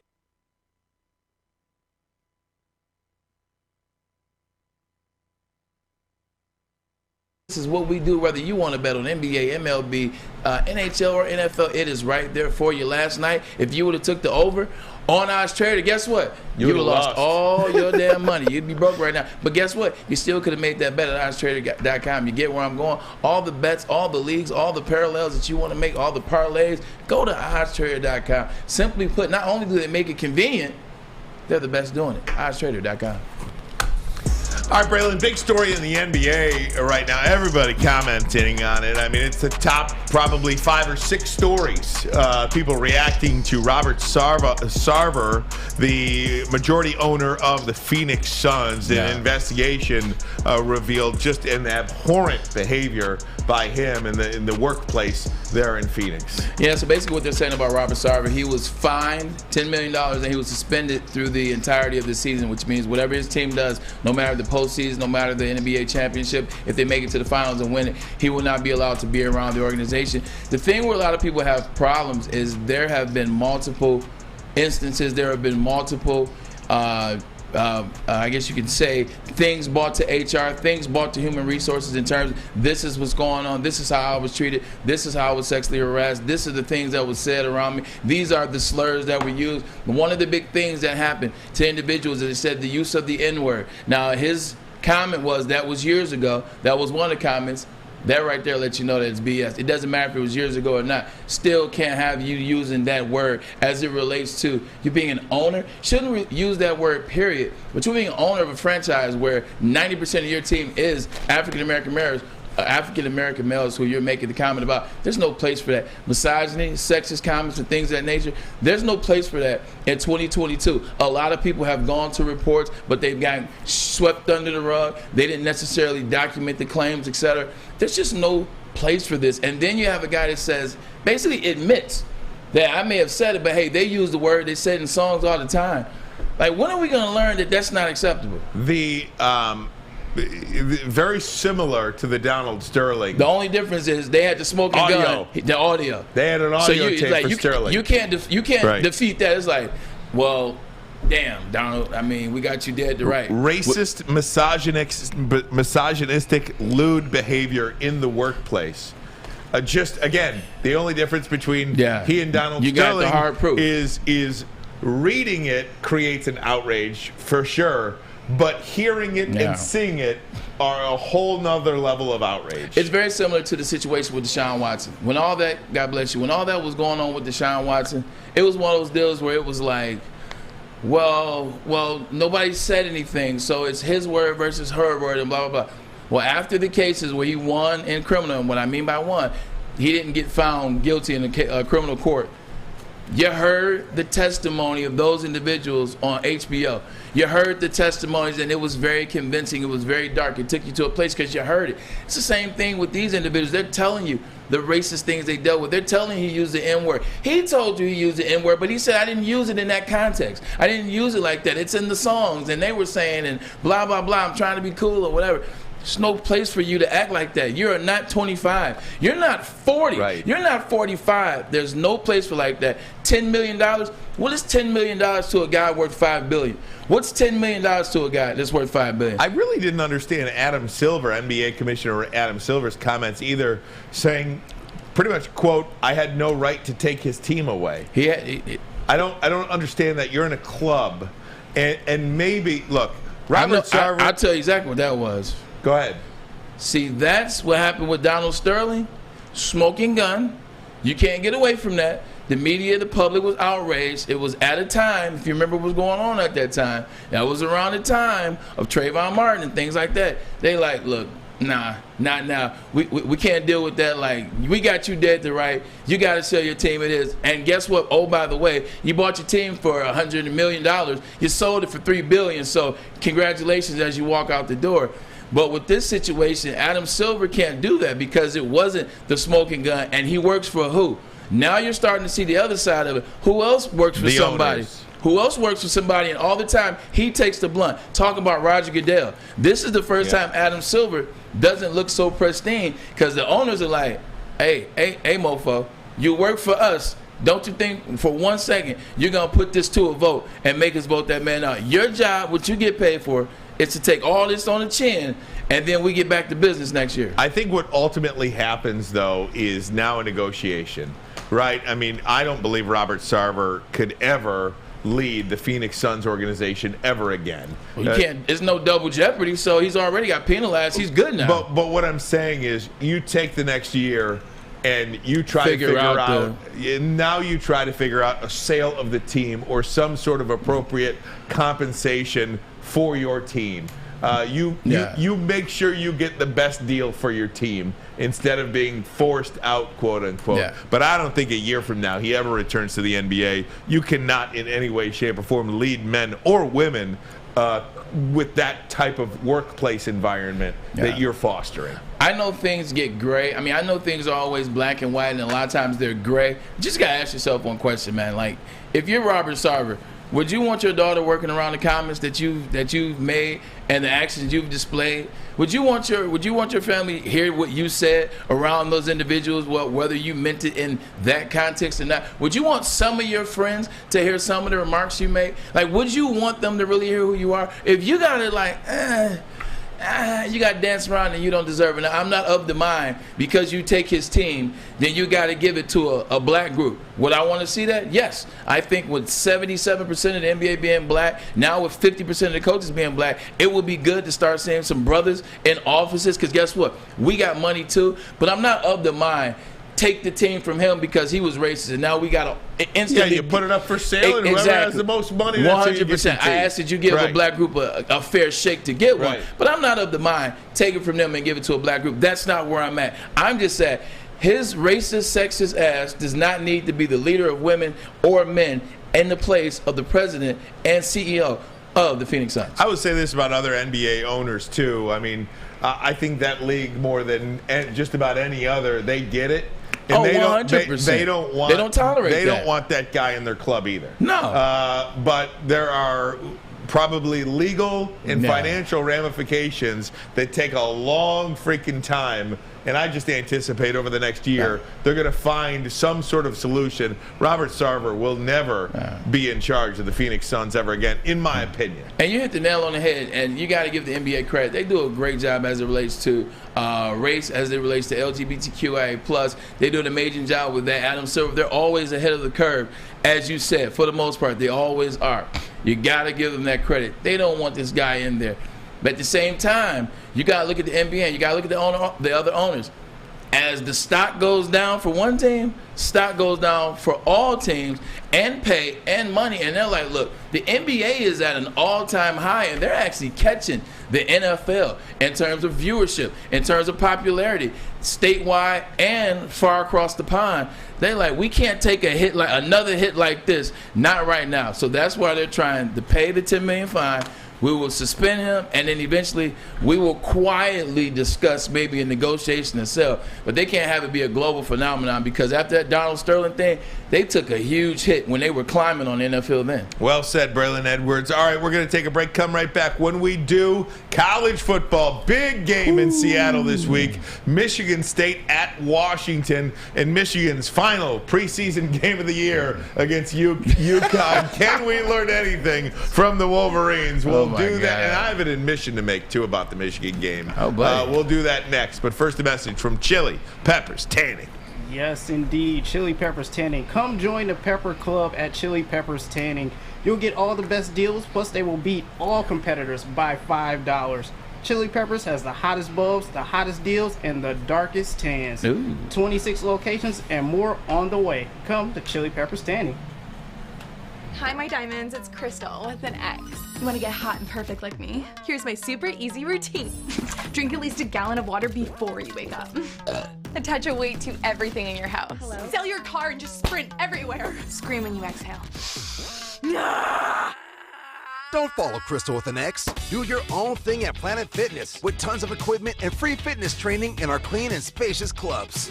Join now for just $10 a month and cancel anytime. Hi, I'm John from Better Rate Mortgage, and to me, family is more than blood. That's why I have the biggest family in Metro Detroit. If you're looking to buy a house or refinance and need a loan, come get treated better than family by me and our entire team here at Better Rate Mortgage. We pride ourselves on giving you better advice, better service, and a better loan experience. That's why we are Better Rate. If you're looking for a new mortgage, come get treated like family. Actually, better with Better Rate Mortgage. Visit us at mybetterrate.com or call at 248-480-4467 today. Make sure you're listening to Woodward Sports all day long. Start your morning with the Morning Woodward Show. Spend middays with Big D Energy. Watch and listen your drive home with the Bottom Line. And don't forget about Woodward Bets Daily. All live, all right here on the Woodward Sports Network. Big weekend of college football, especially for the Michigan State Spartans, and that's where we'll start. We're going to learn a lot about Michigan State going on the road. Never easy in the Pac-12. Never easy to go out to Washington specifically.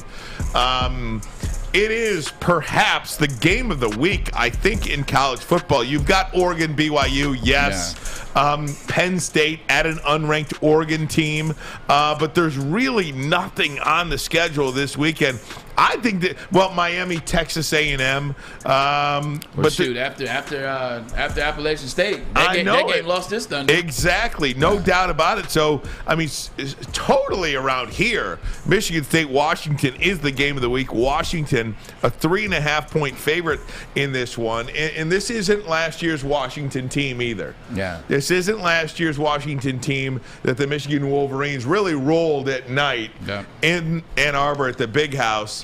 And really catapulted their season, and you started thinking, wow, maybe this is a year that Michigan can do some things. It's a good Washington team that is 2-0. Michael Penix Jr., the old Indiana University quarterback, now leading the charge in Seattle for Washington. Braylon, your thoughts on the game of the week in college football, especially around here? Look, Michigan State has to win this game. Now, you guys got to go out there and win this game, and this is why Michigan State has to win this game. I understand it's on the road. First of all, Michigan State hasn't won on the West Coast in the regular season since 1957. I repeat, I didn't make this up. Michigan State has not won on the road in the regular season round of mine since 1957. It's the last time they won on the road in the West in the Pac-12. You got to go on the road and win this game. I don't want to hear about Michael Penix Jr. and how good of a running quarterback how he is and how good he looked against Kent State flashes, Golden flashes, how good he looked against Portland State. I don't want to hear that. You guys got to go out there, and you know why you got to go out there and do it? Because you got a player that could be consensus All-American in the name of Jacoby Windman. Senior linebacker, 225, 6'4". This guy is a beast. Last year, he had 6.5 sacks for the full 14 games. He's got 5.5 already. Now, granted, they weren't playing anybody but Akron, and the game before that, You got to beat who's in front of you. And so far, he's done that well. He's been that guy. I think Jacoby Wimmer is somebody to keep your eye out for as it relates to the Buckets Award. But you got to go win this game. This is a game and a chance for Peyton Thorne to silence the naysayers. There are a lot of naysayers, I being one of them. He just doesn't look like the guy. You got wide receivers. You got tight ends. You got Daniel Barker. You said you want to say Jaden Reed's banged up? Well, you got Keon Coleman. You got Trey Mosley. You got guys that can play. You got Burgess and Broussard in the backfield. You got 2 running backs that can give you 100 yards. They got to go out there and get this win. It is going to be tough, though. Washington, a tough place to play. It's a loud arena. Like I said, they haven't won on the road since 1957. You got to show proof, Ryan Ermanni. I don't know whether Michigan State is going to win this game or not, but I think we're going to learn a lot about the Spartans. If Michigan State wins this game on the road, I think they're here to play. I think they're here to stay. And you're talking about, another 2, potentially 3-loss season. That's, I think, within reach. Hell, and there's nothing to sniff home at 10-2. If they lose this game, I think they're a 4-loss team, maybe even a 5-loss team. I think we're going to learn that much. I think this game is as critical to Michigan State's season as any. A win going to catapult them, a loss, and they're going to have some chinks in the armor. I mean, it's one of those 50-50 games that you got to win. And if you don't win, your season probably won't live up to the expectation of the team or the fan base. Look, man, you can't sugarcoat this. You guys got to get it done. There's been some chinks in the armor to start the season. Look, there's no more K9. So for all you Michigan State fans out there, all you Michigan State fans out there that's still thinking that K9 is going to come down that tunnel and save the season, guess what, ladies and gentlemen? He's not. I mean, he may help the Buffalo Bills, and that's sorry rushing attack that they have, but he's not helping you guys anymore. Peyton Thorne has got to be the guy in year 3 to figure it out. Like, he has not looked good. If you look at the other side of the ball, too, let's talk about defense, too, for a second. They've played well, especially the last game. I talk about Jacoby Wimmer. I like what he can do. But, man, it was a funky game in the first game. Like, I'm talking about those guys were driving down. If they didn't keep turning the ball over, and they, meaning Western Michigan, they were driving on Michigan State defense every time. And then here comes a funky fumble, or here comes a funky interception. So 6 minutes left in the game, you guys were only up 8. Now, you end up winning by more than that, but it looked funky. Even in that game last week, it looked a little sketchy here and there, and the guy just couldn't seem to keep on to the ball after the 30-yard line, and then the defense did shore up, and they did obviously win 52-0. They got to go out there, and they got to get a win, because nobody's calling the Washington Huskies like the end-all, be-all. Nobody's calling them the Pac-12 leader this year, or the team that's supposed to win the Pac-12 and represent that team in the playoff. They're not. So I don't want to hear any excuses. You got to go out there and get this W. Michigan, a 48-point favorite against UConn. Can we talk about, by the way, that the state and University of Michigan are both playing the Huskies this week? When does that ever happen? Didn't both even playing the Huskies this didn't week. Consider that. I think Michigan's road against the Huskies going to be a little bit easier. Yeah. This is the final preseason game of the year for the Michigan Wolverines. There's others out there making fun of Michigan. I say go for it. Make fun all you want. We'll play the teams on our schedule. UConn's on the schedule right now. Don't go out there, get hurt, be clean, have fun, get 90 players in the game again, and go on to the Big Ten season. There's nothing we're going to learn about the Michigan Wolverines this week, although I would say I think you're going to see another situation where J.J. McCarthy leads Michigan to a touchdown drive on every single time he has possession. Yeah. 6-7 possessions in the first half, they'll have 6 or 7 touchdowns. And then it's up to Jim Harbaugh what he wants to do. I would like to see J.J. McCarthy play for the first half, though. And then after that, do whatever you want. I would love to see J.J. McCarthy play for the first half. What I really want to see, I want to see this offensive line beat somebody up. Like, I want to see this offensive line dominate and beat somebody up. You keep telling me that this is the number 1 offense in the country. You keep telling me that when Ola Batimi got there, who's the center now, Remington finalist last year with the Virginia Cavaliers, oh, yeah, he's made our offense even better. Show me. Like, that rushing attack has not looked as good as it did last year. Last year, the rushing attack was the focal point. Hassan Haskins, and then Blake Corum. And then for the third change-up, they had Donovan Edwards.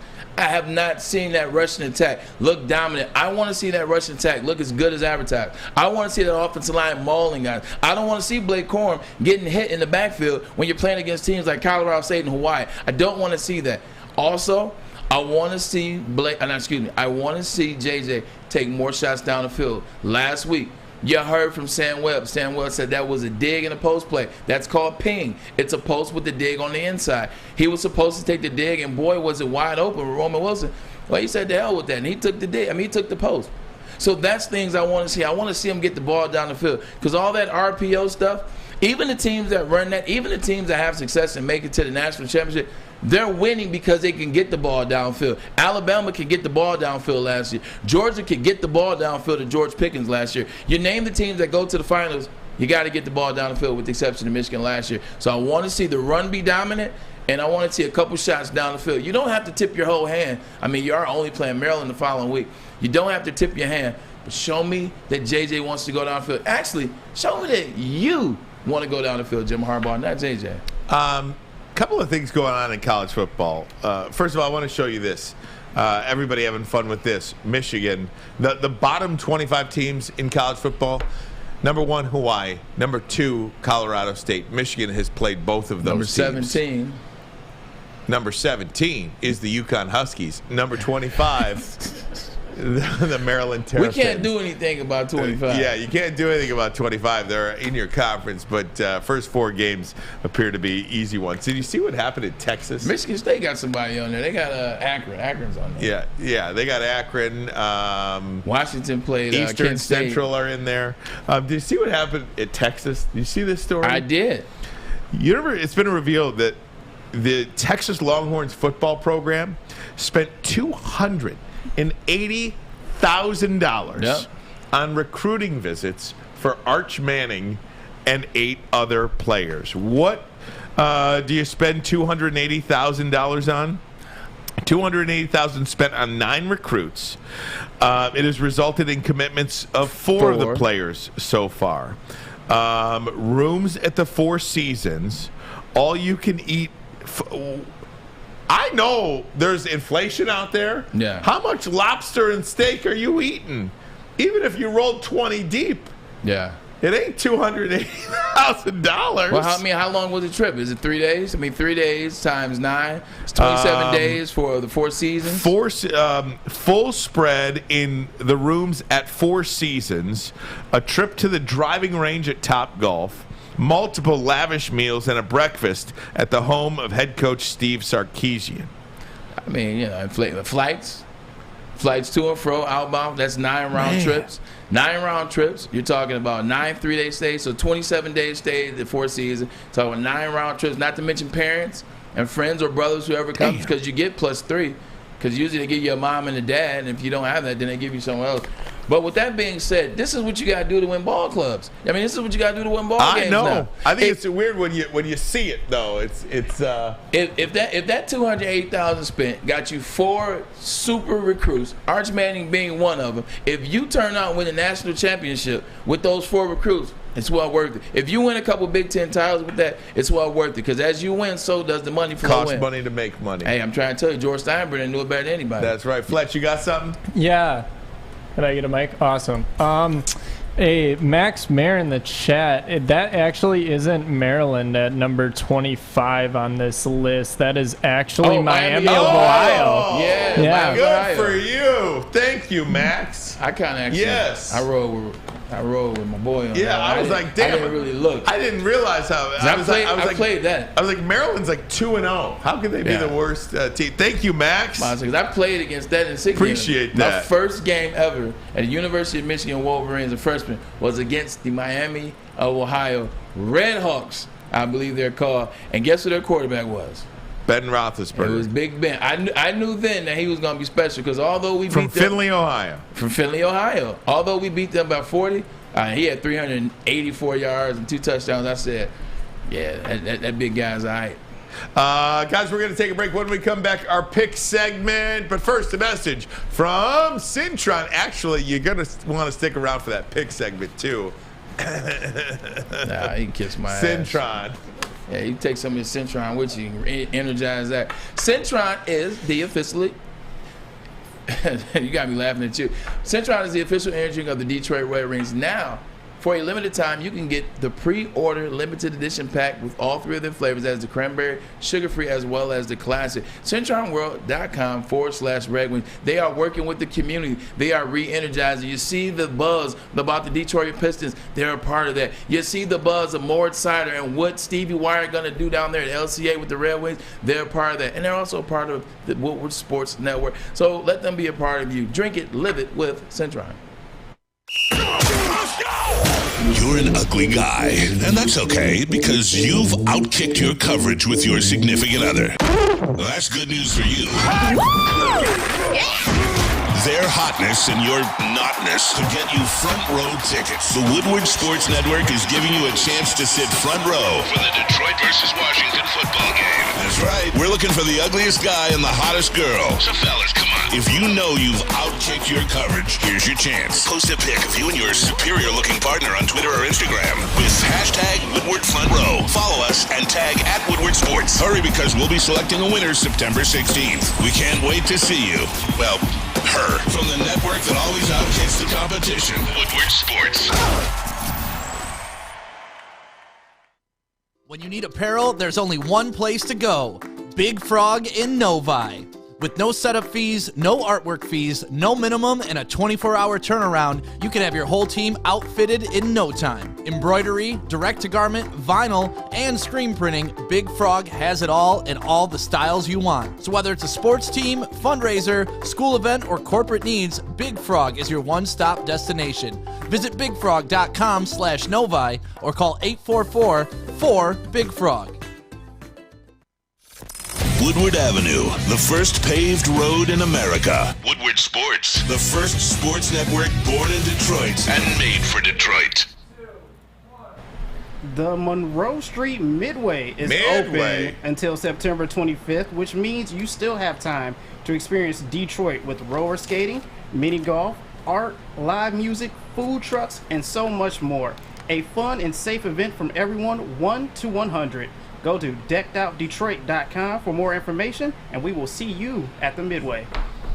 Midway, baby. I hope everybody gets a chance to experience the Midway before it's over. I know we keep talking about summer, it's over, because summer is over. But weather's still nice outside, man. It's fun down there. It's free Wi-Fi. It's a good collective of the community right there in Detroit, man. And, you know, Detroit is popping. At least it is now. You better hurry up before the Lions keep losing.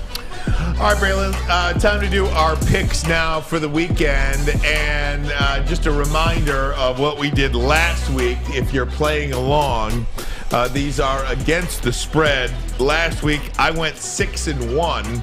Braylon went 4-3. Maz went 3-4. Oh, man. These are So NFL picks exclusively. Again, that 6-1 number. Expect a 1-6 out of me this week. I'm mad, man. I still got cheated. I still can't believe.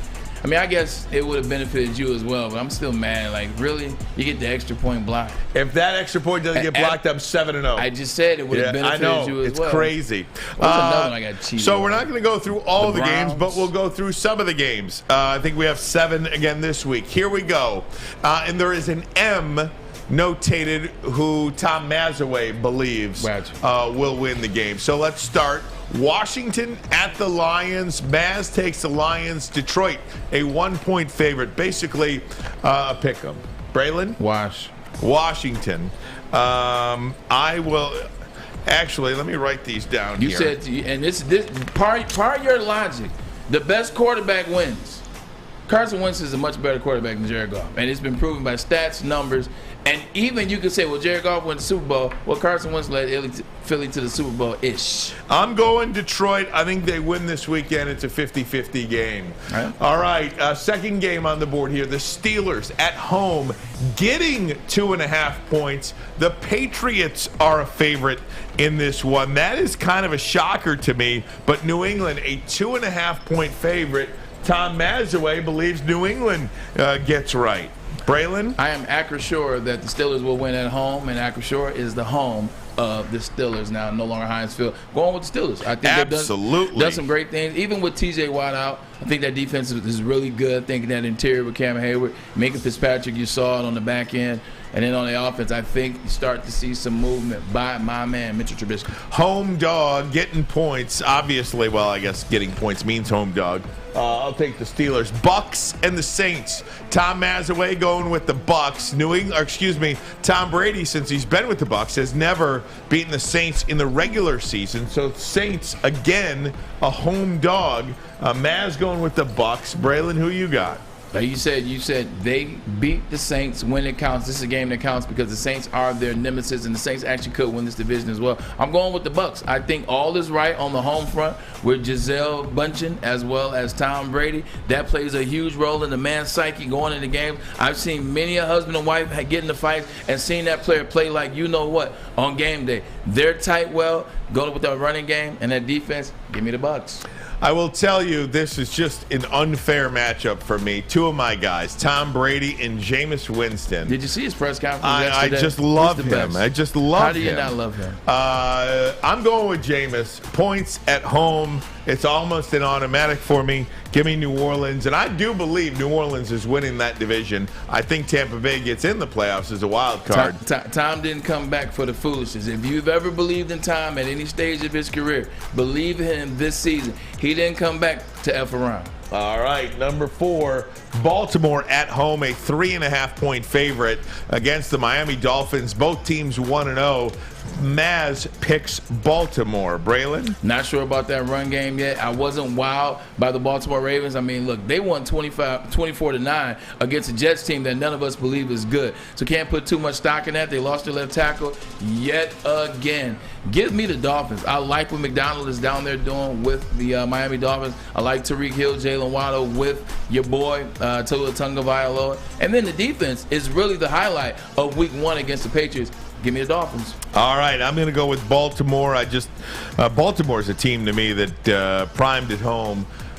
They won by, I can't remember, I think it was 24-9, but I think that 15-point margin of victory was one of the largest over the weekend. Has nothing to do with what I think about them, though. I get it. Nothing when I think about them. All right, next game, Raiders, a 5.5-point favorite. 5.5 at home against the Cardinals. Cardinals got obliterated in Week 1 by Kansas City. Maz is taking the home team, the Las Vegas Raiders. Braylon. This is a tough one. I'm going to take the Raiders, though. I think the Raiders need this game. I was going to say the Cards. Cards kind of upset. They kind of pulled themselves from the depths. But yeah, I think this is a big game for the Raiders. Got to get up with a W. You know, you can't start getting behind, especially the division you're in. Davante Adams, he gets his first win as a Raider. I'm going Arizona, and basically the only reason I'm going Arizona, up-down theory in the NFL. Just because it looks so bad one week doesn't mean it's going to be that bad the next week. I think you really find out what the Arizona Cardinals are this season early in the year, how they're going to respond to losing 44 to 24, whatever the final was last week. I got Arizona. Give me the points there. Hey, by the way, many a man at the casino thought that same mentality, and they ended up homeless. That's true. That is why I don't bet anymore, by the way, gang. You and me both. This is an interesting one. The defending AFC champion Bengals on the road at Dallas. First game without Dak Prescott. He's going to be out. Cooper Rush is the quarterback, not Cooper Kupp. Dallas, he might be a better quarterback. A 7-point home dog. Tom Mazaway going with Dallas in this one. Ooh, the Bengals, Cowboys. Oh, that's right. We play the spreads anyway. I got a weird, sneaky feeling, man. I think I'm going to go Cowboys on this one. I, too, am going to go Dallas. And the reason I'm going to go Dallas is usually that... You going Cowboys? Yeah. I'm taking Bengals. You are? Okay. Usually that first game after a major injury, everybody steps up. Not always the case the following week, but that first game after an injury, the team usually steps up before they level out. So you're taking Cincy. I'm going to change that. Mark this down. Remember this, Fletch, JB, Adam. I did change to Cincy. I am Cincy. All right, and then finally here, the Bears and the Packers.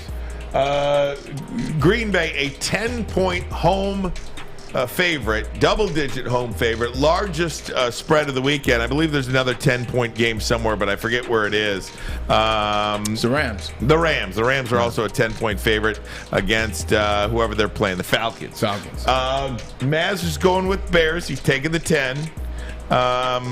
Braylon, what say you? I'm taking the Bears. I'm not necessarily the Packers are going to lose because I actually picked this as the upset. When we did fill in the blank, I did pick the Bears as my upset. I just think they have a chance. I mean, you see the year 2 transformation. He looks a lot better. It was a rain game, but I just see the command. I see him smiling on the sideline. And when I talk about that, I'm talking about Justin Fields and Mooney. I think they got a good connection there.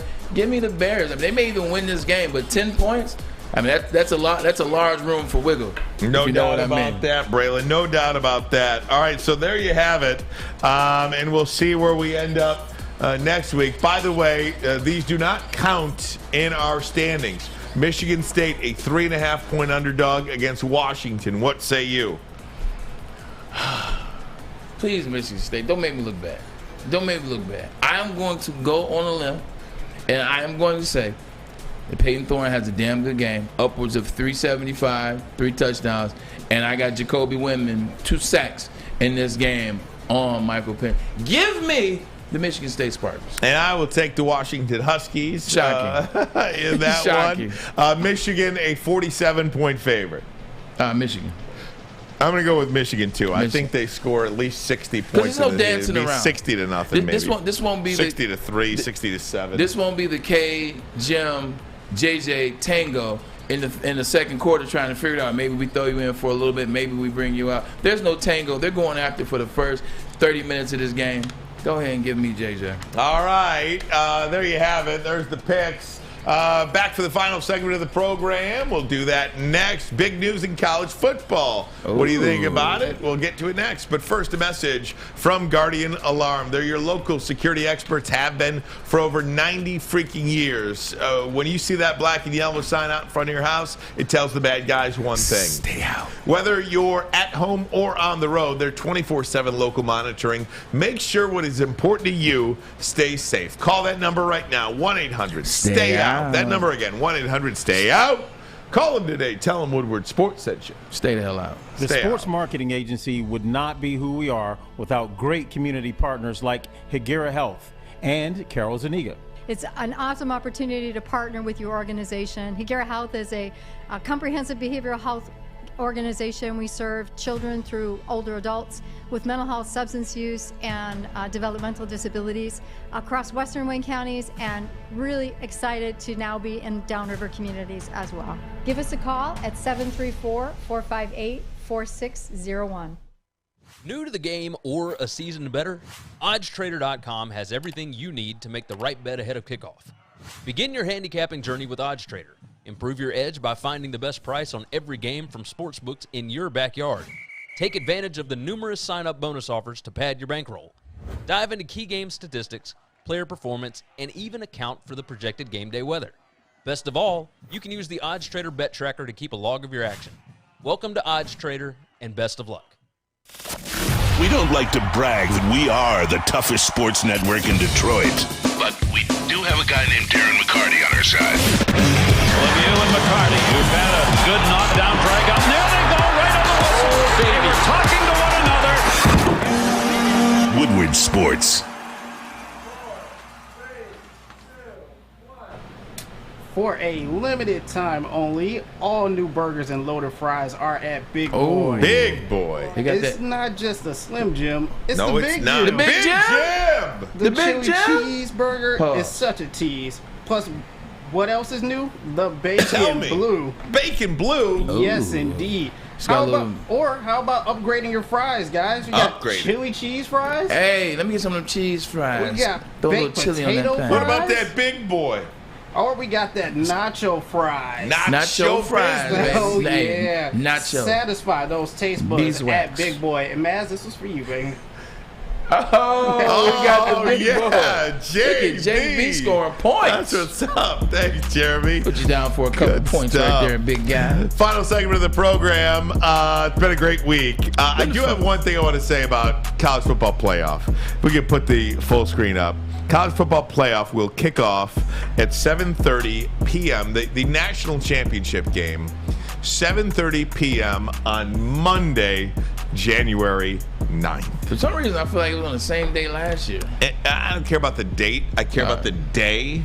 What's so synonymous Why with the day? do we play this game on Monday night? Dollar bills, baby. There is no other time of the year where we play. We play college football on Tuesday. Yeah. We play college football on Wednesday with action. But we never play on a Monday. But let me ask you this question. When you think about football on a primetime level, what is the number one game? And if you say Sunday Night Football, I swear to God, I'm going to reach over here and knock you out. What is the station, not the station, what is the day and the time that we think about the number one premier game as it relates to football? It's Monday night. I don't know about that. I'd have to go back and look at the ratings and do my homework on that. It's Monday night. Monday night's the game. When you think of big game, it's Monday night. It's Monday Night Football. Even to this day, even if the ratings are a Then little why better. didn't the Super Bowl played on Monday night? That's different. That's different because more money. You know what I'm saying? You got kids. You can go to the game, take day up. It starts at 7. When are most NFL games played? Sundays. When do they play their championship game? On Sunday. When are most college football games played? On Saturday. Why can't they play the college football playoff national championship game on a Saturday? Same thing with college. Okay, the Final Four. When do they play their games? Well, they Usually play on all throughout the week. It's like Tuesdays and Saturdays. But that is tradition, that Monday night national championship game. Okay, same thing. Yeah, I just hate it. I mean, I hate it. Have you always hated it? Yeah, always. It's always been Monday, though. I know, and I've always hated it. Oh, have you really? Yeah, I have. Even when I was in college, I hated it. Especially when I was in college. Why? The BCS national championship on a Monday night. You're But like, why though? Because you got. Because you can't get. Well, I mean, you got. Some of us have Can't get work. sauced up? Yeah, some of us have work at school. Kids got school the next day. I mean, you think about a 10-year-old boy trying to stay up till midnight to watch a college football playoff. Hey, well, he's gonna have to stay up to midnight. I That mean, night. yeah, I don't know. I just don't know why it can't be played at 6 o'clock on a Saturday, like the Super Bowl is played at 6 o'clock on a Sunday. Because it's 3 o'clock out there. It's 3 o'clock on the West Coast. But the Super Bowl starts at 7:15. No, it does not. 6 o'clock. 6:25. Okay, I'll meet you in the middle. 6:25 college football playoff on Saturday. I just don't understand why it's so hard. It doesn't have the same prime time And I effect. guarantee you that if played on a Saturday, it would draw just as much, if not bigger, ratings. And most of the fan base would be, you would have more parties, you would have more viewership, you would have more everything. It'd be better for businesses too, by the way, if done on a Saturday. People would pack their area college towns and stuff like that. I don't know, just my 2 cents. Either way. Very good. You got anything on that? Anything more on that? No, I mean, because you make a valid point in terms of the money they do. You make a valid point in terms of throwing Super Bowl throwing college football national championship parties on a Saturday, being able to recover on Sunday or kick it, whatever. You make a lot of sense. Something about Monday night, it just feels like, all right, cool, weekend's over, I have nothing to look forward to. Oh, wait. Yes, I do. I got to go to work on the Monday Blues, and then I got a chance to watch the national championship game. Andrew Phelps wrote this in the chat, and I was going to mention this myself. How many times have we talked about, well, you should move the Super Bowl to Saturday? More people, you know what I mean? Well, you can move the Super Bowl of college football to a Saturday. Yeah. No brainer. I just don't understand it, and I just don't know why it's so hard to try one time and just see. Just take a look at it. Yeah. And I know they've probably done studies and done their analytics, all the bean counters at the networks and all this stuff. But try it one time.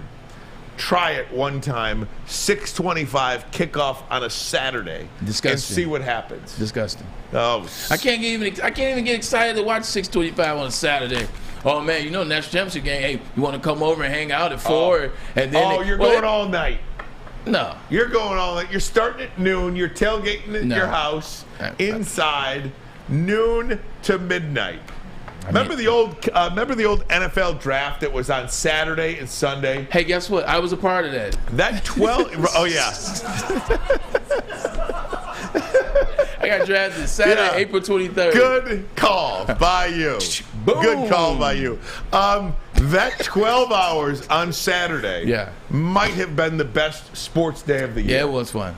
It was the best. I'm not in favor of how they do it now. I am in favor of it, not because I was a part of the old school, but something about watching it Saturday, watching the first round all the way through, kind of glancing at the second, peeking back at the third. It's just like, you go do something and check back that it's still on. That was fun. And then you come back Sunday and see who are going to be the steals, i.e. a Tom Brady type guy, or i.e. a Watson who had the 99-yard kickoff, the punt return, the 99-yard interception that sealed the fate of the Los Angeles Chargers last night. Braylon, hell of a week.